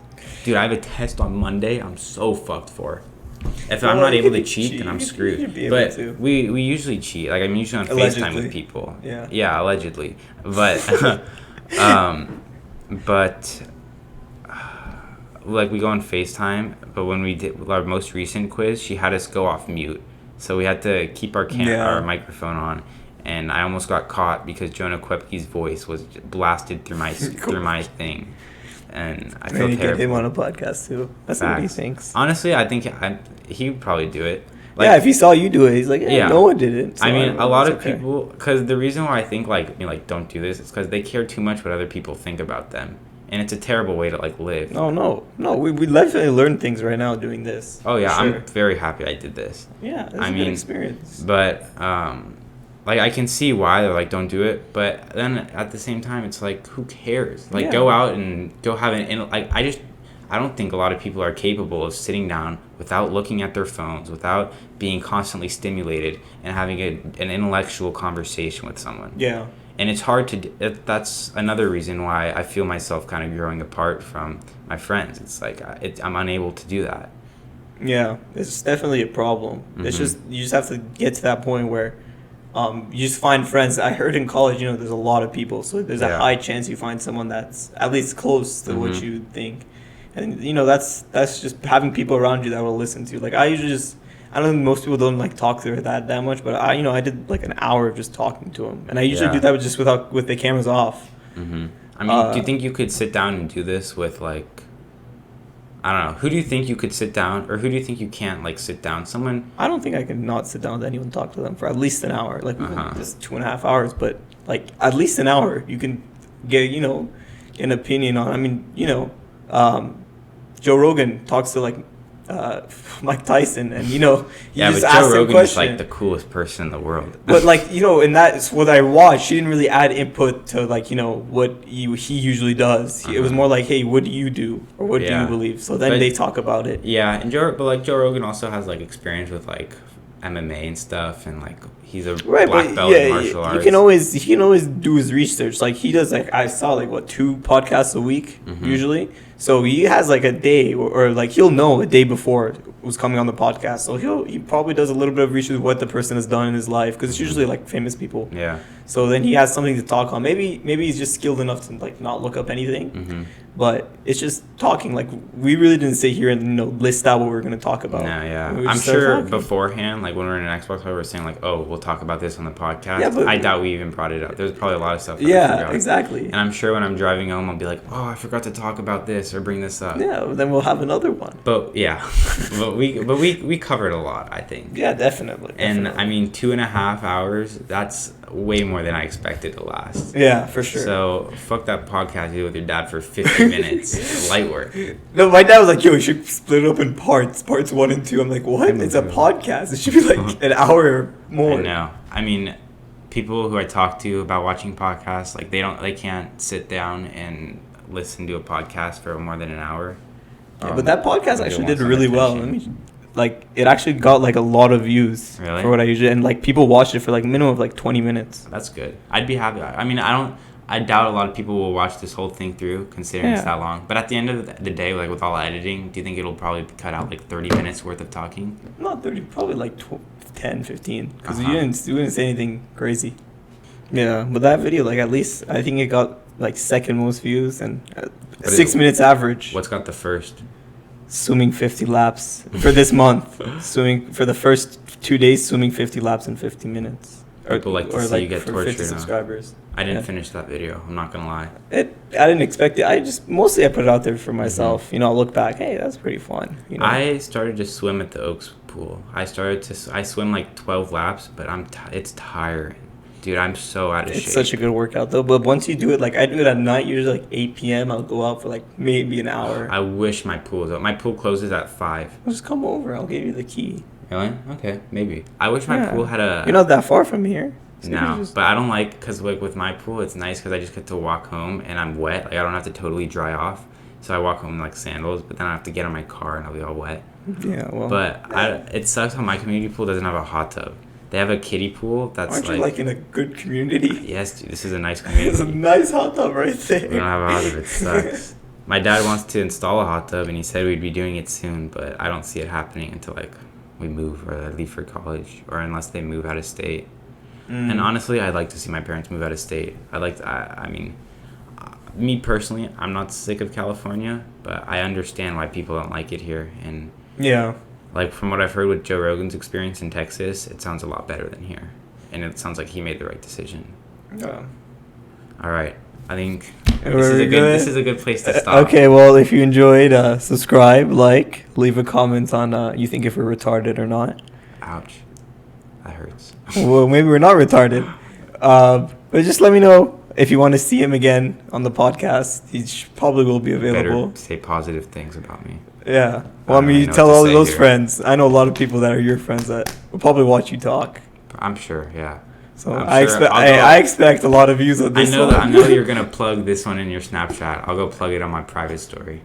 Like, hey, people who might want to see me talk to some people. Yeah, no, I'm definitely going to make an Instagram for this video too, probably. Are you going to make an Instagram for this podcast or just plug it on your own Instagram? No, I'll probably make like a separate just like YouTube channel Instagram. Oh, Instagram for this channel, I meant, not podcast. Yeah. So, I don't know. Thank you for watching to the end if you made it this far. I know it might be hard to listen for that long, but we made it to the end. Congratulations. And thanks. Subscribe. I need 200 by the end of the year according to my OPA goal. I need to So- get more politically educated, according to my OPA goal. But that hasn't been very. Well, I mean, we had the productive. conversation, so yeah. Yeah, maybe. but I'm like saying like go to the news and like go look at shit. That's okay. But You're whatever. there. You did this. Well, thank you. Subscribe. Have a great time and peace. All right. Do that little like.